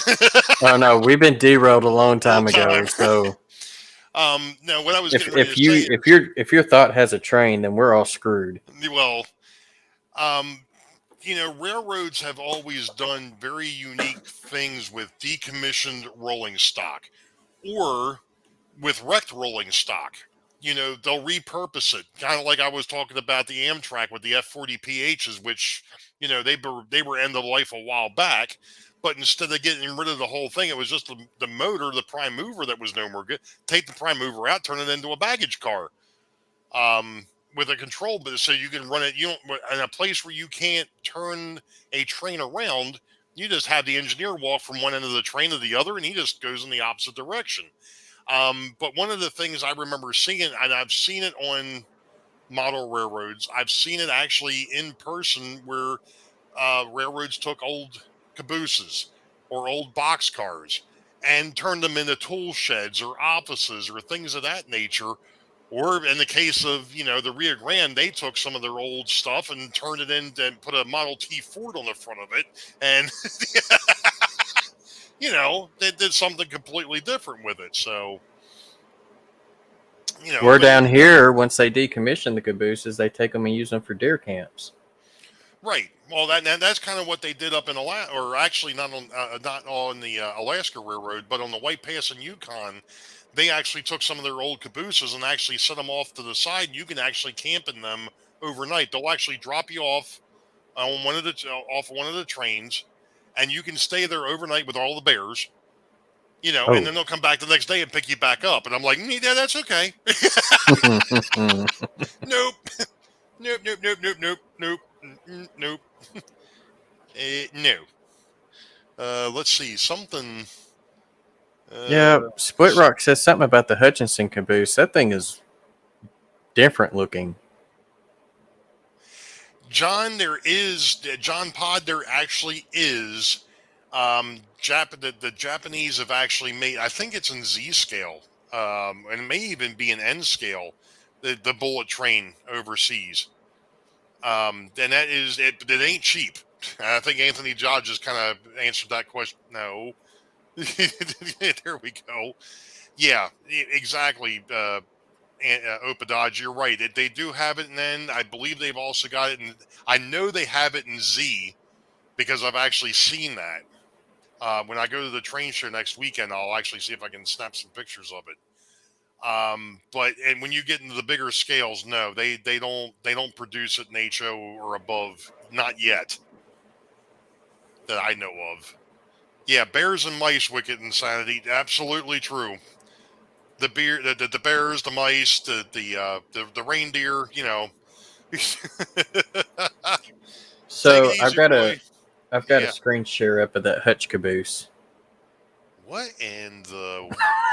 That's different looking. That looks like they took. You know what that is? I've seen that's an old cupola caboose where the cupola was on the back end of the caboose. That looks like they literally took the whole thing off the old frame and put it on a flat car, and then built onto it. That's different looking. That's literally what that looks like. It looks like a kit bash of a caboose and a baggage car. It does. Wow. Yeah, well, right here, and Split Rock's right. It says it eventually got painted in BN colors because I'm on Railroad Pictures Archives. Mm-hmm. And further, they got pictures of the inside. That's insane. I would have to. The only thing about rrpicturearchives.net is each time you click on an image, it goes to a new tab. Oh, So you gotta figure out where the tab is. well, I would have to screen share each individual tab. Oh, I got you. So, but yeah, I mean, this caboose is listed as BN11272. So, and it's even got the little thing right by the logo. It's the I can't remember what that placard's called, but it's like a barcode for the railroad cars. So, now that's interesting. We had a bar in my hometown made from a caboose. Yeah, like I said, I mean, it's believe it or not, there is actually a company out there right now that will, if you're an executive or if you or whatever, and you want to buy, you can actually go out and buy a passenger car, and Northern Rail Car will actually strip the thing out, strip it down, repaint it, redo all the interior for it, and then they'll take it out and they'll test it because they've actually got to test it for 100-mile-an-hour service before Amtrak will actually allow it into the fleet. okay. So they'll go out and they'll test it to make sure that it meets the 100-mile-an-hour standard, and if it does, then they go ahead and they can release it to you, and then you just have to have it taken to wherever Amtrak it, and that's the reason why every once in a while in Virtual Railfan, you'll see an old heavyweight passenger car or an old streamlined passenger car. Those are privately owned cars. So and it's really unique. I can't imagine the amount of money it takes to do that. I don't even want to know, to be honest. Oh, Lynn McCurdy has one, and it's in Mopac blue. Ooh, interesting. Interesting. Only problem is when he sent me the picture, he sent it in portrait here. That's probably the best one. That is so wild. That is interesting. That is wild. And Anthony Dodge was still going back. John Pod. Apparently, there you go. You can find the bullet trains, but yeah, they're gonna cost you. Yeah, they're gonna cost you. So I'm waiting for someone to come out with the maglev. Take it easy, Nisi. Tell me that won't be interesting. Ugh.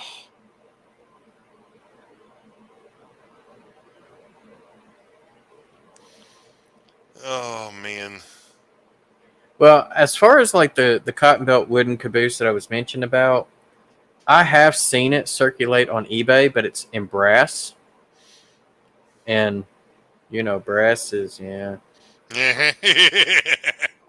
I don't know if I'd want that. And since I'm modeling 1960, I've got one, like I said, I've got one wooden caboose, and then right now I'm going with, I can have up to 25 of those steel extended vision cabooses.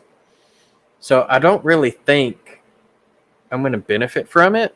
I do want like another wooden caboose because I want the wooden ones strictly for my local, right? And have all the extended visions on the mainline traffic.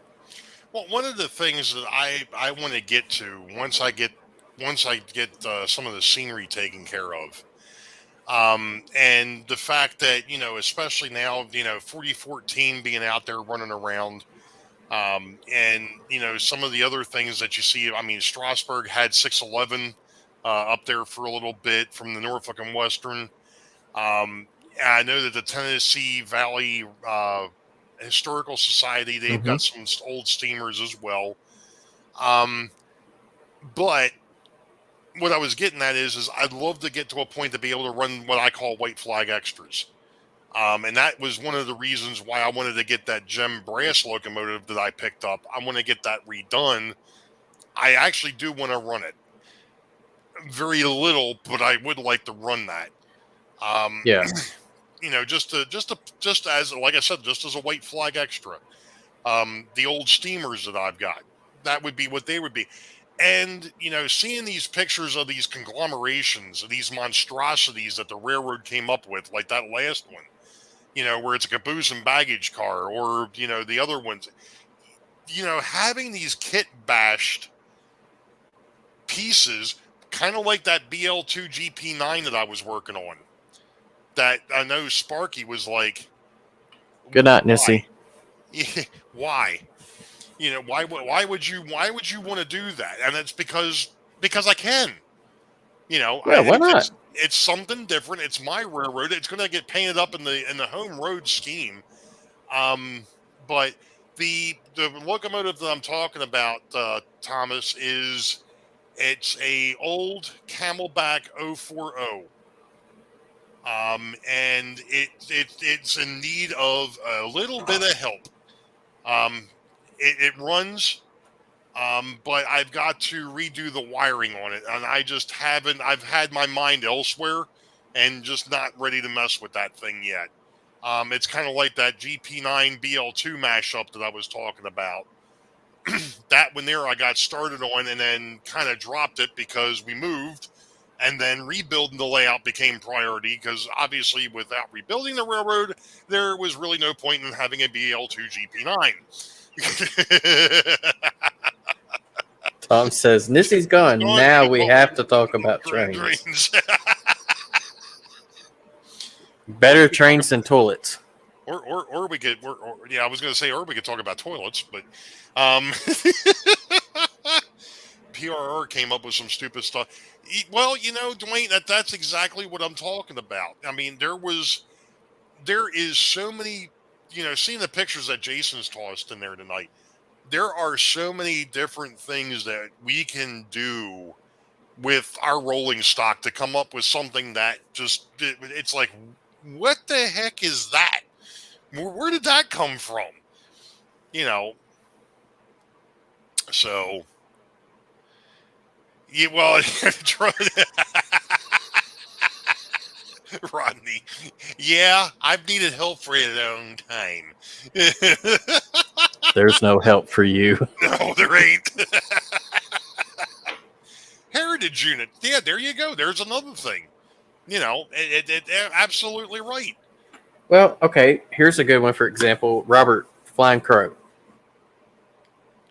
No one... Toilet trains. Oh, no. I hope we're not getting back on that again. Okay, so Robert from the Flying Crow, he has to use brass cabooses because none of the manufacturers, Athearn, Atlas, Walders, Scale Trains, nobody makes a prototypical caboose for the KCS, because the KCS's cabooses were all from boxcars, including steel boxcars. So he said every single caboose they had to make, KCS made themselves. They never bought a caboose. Randall, I do have a photo of the shoving platform that you did take down at Jonesboro. I do have photos of that. Yeah, and I actually have a model of that shoving, or a similar shoving platform. This is the one that I won from Railfan Man, which his name's also Jason.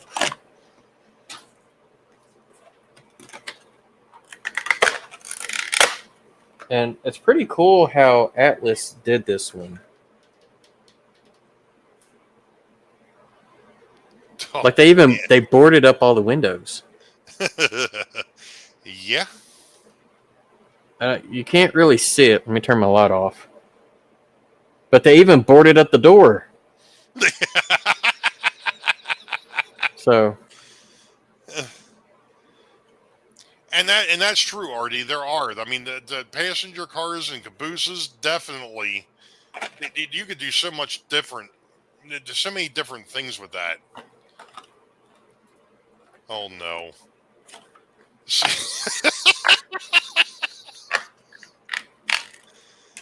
Creepy. Only you would have that book. Oh, man.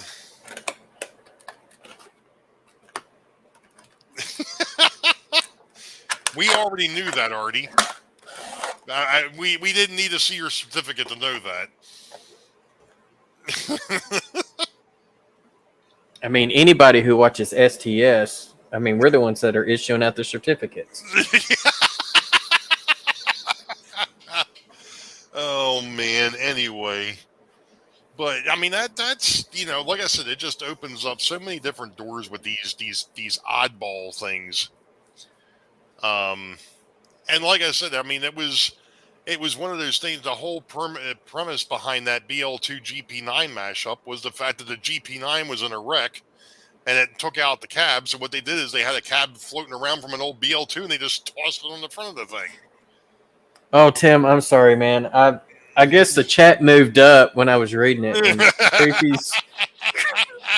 Creepy 13, I guess, posted right after you. So Tim is the only one that would have a book on that. Right. So, yeah. For only $19.95. I think that's still too expensive. I wouldn't pay $5 for that.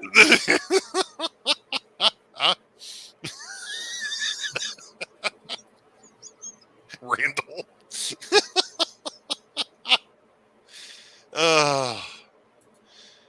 Oh my gosh. Anyway.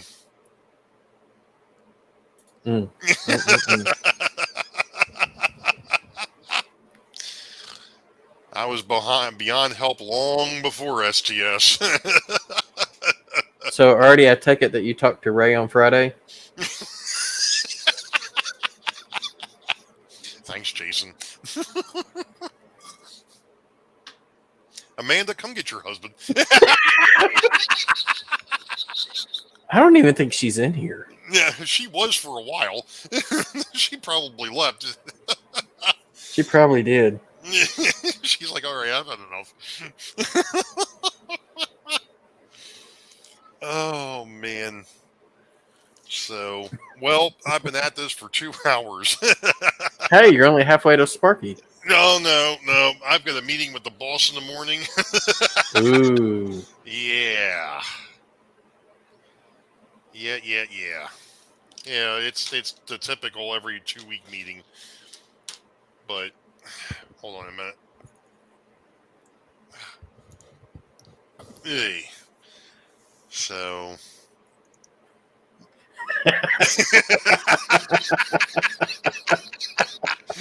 You're probably right, Dwight. Speaking of which, how's Junior's layout going? I haven't seen any updates on it in a while. I'm trying to get him to work on it. Is the thing. I mean, he is just headstrong into video games. Right. I mean, he's just one of them kids. Now, if he got friends that comes over, he likes pulling it out and showing his trains to his friends and whatnot. But right. And he really likes the train shows and stuff because he wants to buy more trains and more cars and more trains and more cars. And I'm like, are you going to work on the layout? Are you going to do anything? Like I showed him what I worked on earlier today before you went live. He was like, oh, yeah, I want to do that next week. And I said, yep. And when next week comes, you're going to say, I want to do that next week. And then when next week comes, I'm going to want to do that next week. I really don't have any plans for any more passenger trains at the moment. I do have one passenger train that I want to repaint. I want to paint it into the home road. At some point, it right now is painted up for the Santa Fe. I actually years ago had done a drawing of a Empire Builder style paint scheme that actually goes off of the paint scheme that's on my PA1, where it's the yellow, the orange, the blue, and then of course the top is black. That's what the passenger cars were painted like, or at least a drawing. That's what they were done like. And eventually, I would like to do that possibly to those cars because it just be something different to do. Yeah.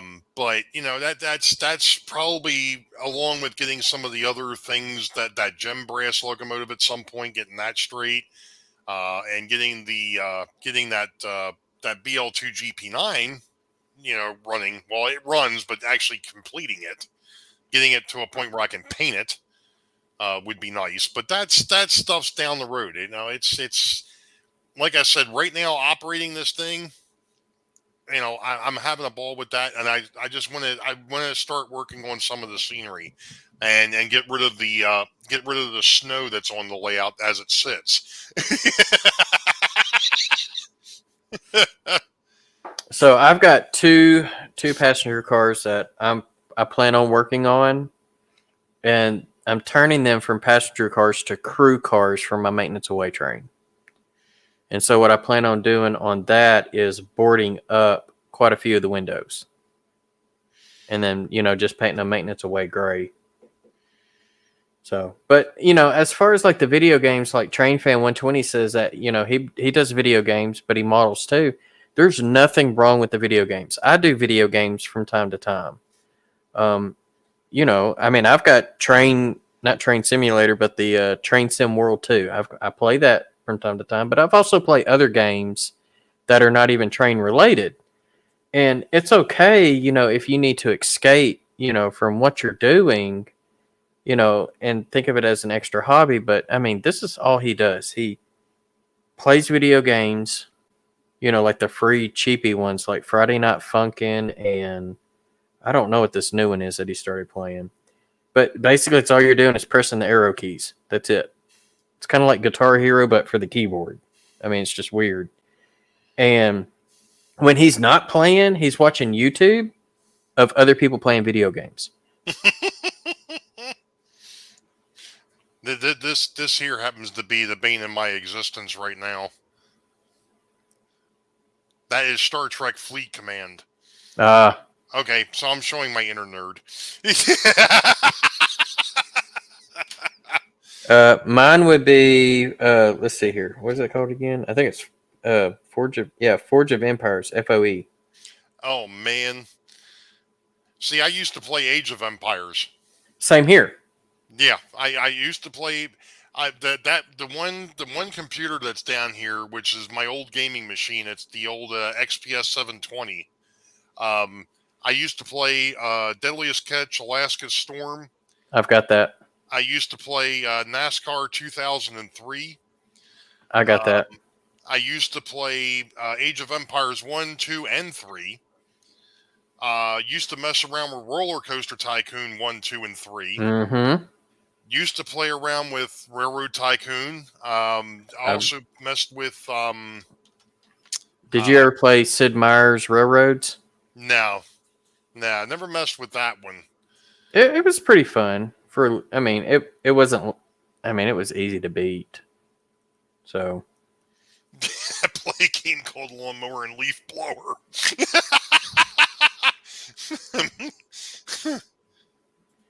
Oh, man. There we go. Wait a minute. Oh, wait. Get back over here. There you go. All right, so the game that I've been playing a lot of here lately is the Elder Scrolls V Skyrim. And I played a few of the first-person shooters as well, but I really like Skyrim because it's like more medieval era. So the closest thing you got to a gun is a crossbow. I used to, on my old Commodore 64 128, I had the Advanced Dungeons and Dragons games that you could play on the computer. Yep, those as well. Over here on the shelving, I've actually got the first edition AD&D books. So I guess John 2618 likes goats because he plays Goat Simulator. That's really sheep. Yes.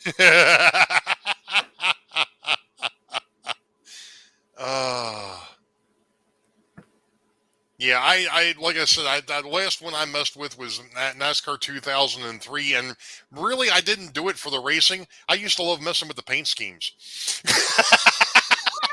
Leisure Suit Larry. Oh my god! My favorite one out of those was the Magna Cum Laude. Yeah.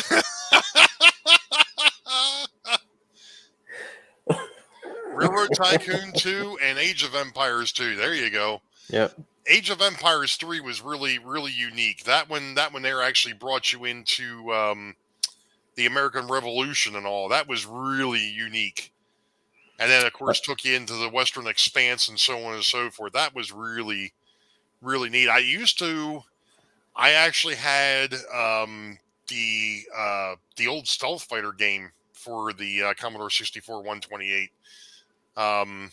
I forgot what the name of that was, but it was made by Microprose, which was actually a gaming company here in the area. But yeah. Good night, Ken. I'm not touching that game. I'm not sure.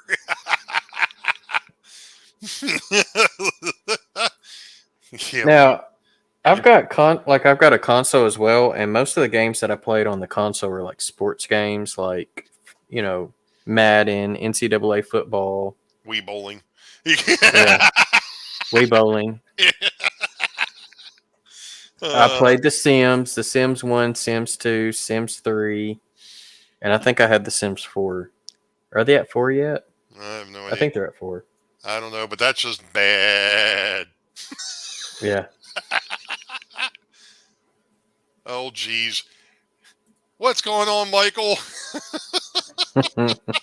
How long have you been lurking on this? Grand Theft Auto was another fun one to play. See, I never got into those. Half-Life 2 was a good one. Never really got into that in any of those. Oregon Trail. Now, there's a blast from the past. Yeah. Talon Guard. Yeah.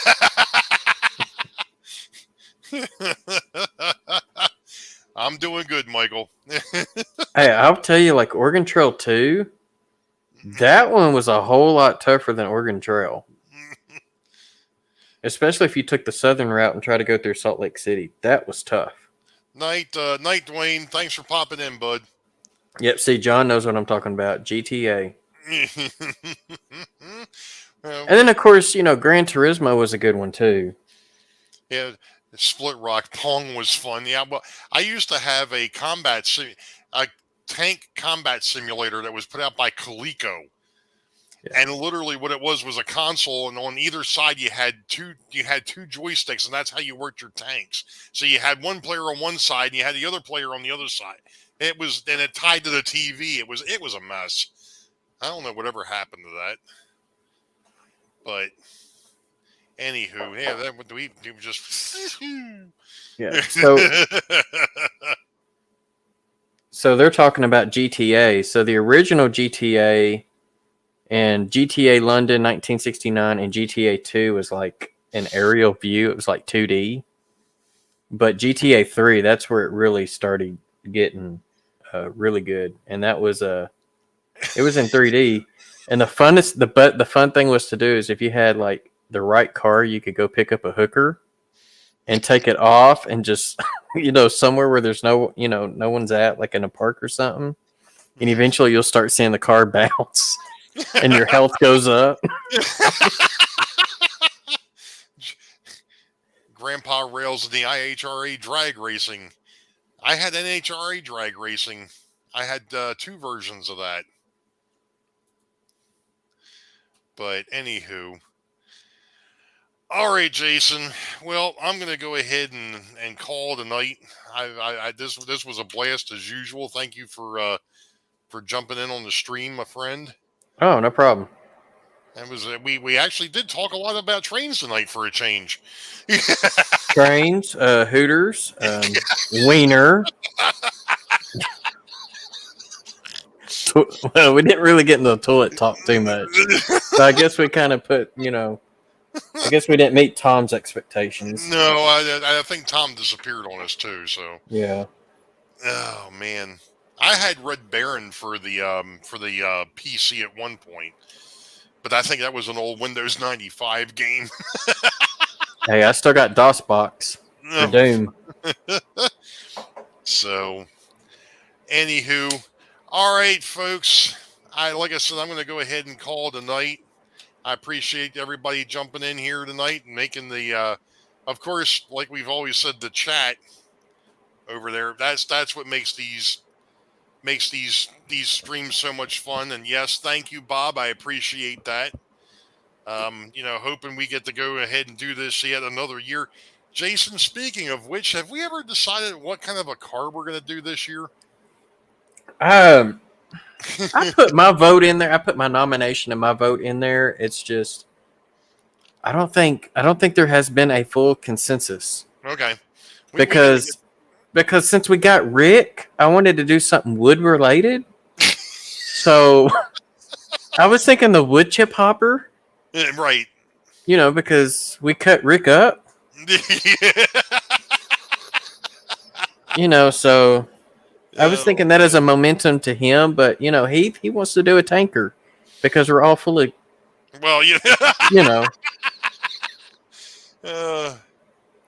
So Train Friend 120. This is actually the beginning of our second year, so we've only been doing this as a group since September of last year. Now Ray's been doing it longer than that. Yeah. And so we actually did a car, one in HO, one in N scale. That was called the STS-2020 car, and that's because no railroad in America has STS as a reporting mark, so we took it. We have ownership of it, and I don't even know if the FRA recognizes it or not, but that doesn't matter. So we gave away 2 cars. We custom decaled and gave away 2 cars that had our group logo on it, but it had each of our channels logo on it, and they were a covered hopper. And so we wanted to change it up every year, and we didn't want to do a box car right away because everybody who custom makes cars do box cars. And so I didn't want us to be boring like everybody else. So not that people who do box cars are boring, but it's just commemorative cars per se, to a group. So now, like the box car I got from Thomas, man, that thing looks awesome. But, we just wanted to be different. Yeah. I'm sure we'll do a box car eventually. And if we do, then I'm going to say we do the 86-footer. And Train Fan, we usually, last year this time, Jason had finished up both cars, and I think we actually gave them away in October last year. No, that's right. We gave them away on my stream. Yeah, not December. We gave them away in.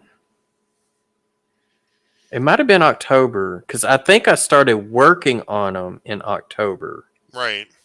And then I got them finished and gave them away either on your stream or it was somebody. I think maybe you and John swapped because I don't think I had them both done in the next week.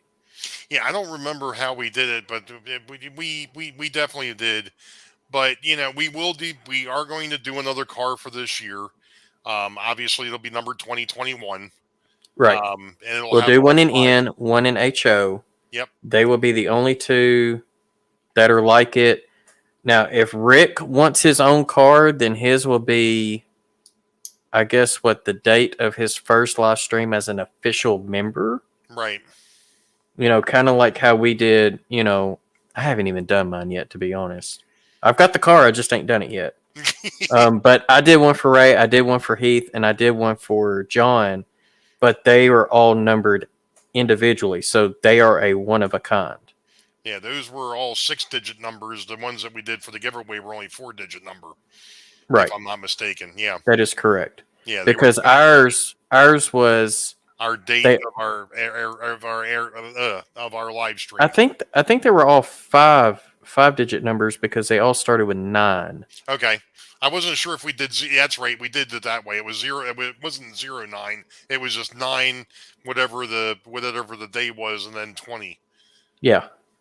Yeah. Where the winners got, it was just 2020. Right. So. Yeah, that's right. Ours were 5s and theirs were 4s. But yeah, I would really like to do the wood chip hopper, just because of Rick, joining us. Right. Because when we did the cars last year, he was not a member. Right. And technically, he did not join us in the group until 2021. Right. Take it easy, John. I'll talk to you tomorrow. And anybody who's still watching, I think we did drop down quite a bit, but Yeah, anybody who's still watching, it's a completely free giveaway. absolutely. There is no money that changes hands or anything like that. It's completely us giving back to the community for supporting us. We basically pull it together and we go from there. But we had talked at one point, and I know we had talked about this, of starting our own Teespring account specifically for Track Sunday, and even possibly even starting but I think that kind of went by the wayside. Yeah, I think we talked about it, but it just kind of It it fizzled. just never fell into fruition. Yeah, I think because of the fact that now you got 5 people that would have to have their hands in it, and you only have to you're setting it up to one account. But yeah, we'll figure it out. So I'm trying to think, who was the winners from last year? I know the N-Scale car went over to the UK. It was either Leslie Gilpin or Digger won that car. I think it went to Digger Evans. Digger Evans, okay. And then Dwight Curley got the HO. And Dwight got the HO one, yes. Yep. So you're right, Santa Fe Bob. An observation car would be neat. And Thomas it's definitely something to add to the list, because actually, I want to say next year we want to get y'all's input. Yeah. The Split Rock saying we ought to do a Teespring. I've got one for my personal channel, but I do not have one. We do not have one for STS. Well, if anybody's going to be in charge of it, we'll put Heath in charge. Oh, so that way, gosh. if your stuff gets jacked up, you can definitely blame him. Heath.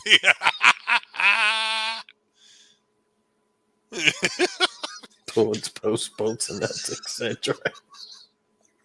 Thanks, Rodney. You forgot wieners. Rodney's going to have to go back to the beginning now. Propane tanks, batteries. Yeah, Nissy, she was talking about battery operated electronics. And her flashing.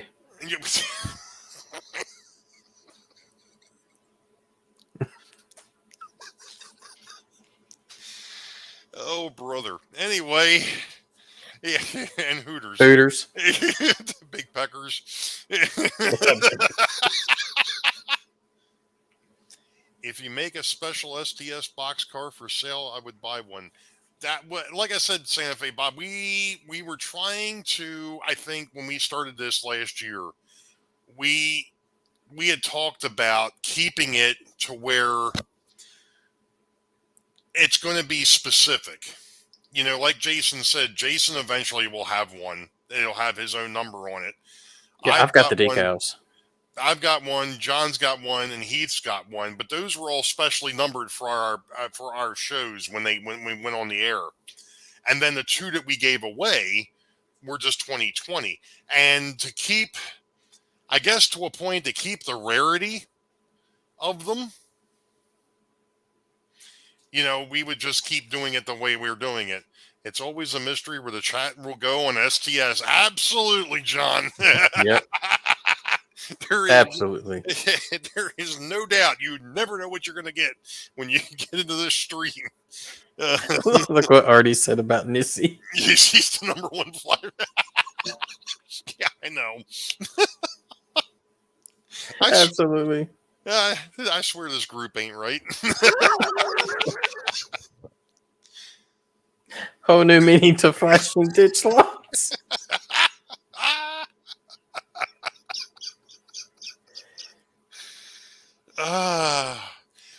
Well, Split Rock, if you really think about it, any car that has my logo on it is graffitied. It's already graffitied. Yes. So. Absolutely. And you're right. You know what, Rodney? You're right. There is no help around here. Now, I'm curious to see if Tim, his name's Tim, not CP Tim, but they make it like that Tim. I want to see him actually use my logo, because he hands graffiti some of these cars. That would be cool if I could actually have him do that. So, yep, it's now 10:30, and here Lynn said I left, thought the show was ended, and came back, and it's still going. Yeah, exactly, Bob. You're absolutely right.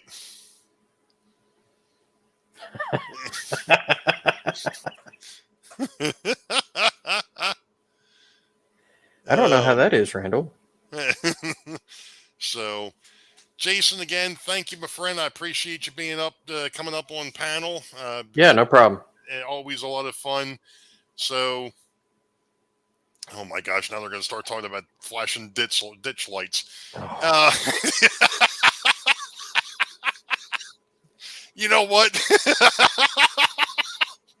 Ray, you created this monster. You better start feeding it. You all know the deal. Wait for the highball. Green tracks ahead. We'll catch you all next time. Don't forget, next Sunday, you got John from the Schuylkill River Valley, 8 p.m. U.S. Eastern. We'll catch you all later. Be safe. God bless. See ya. Take care, y'all.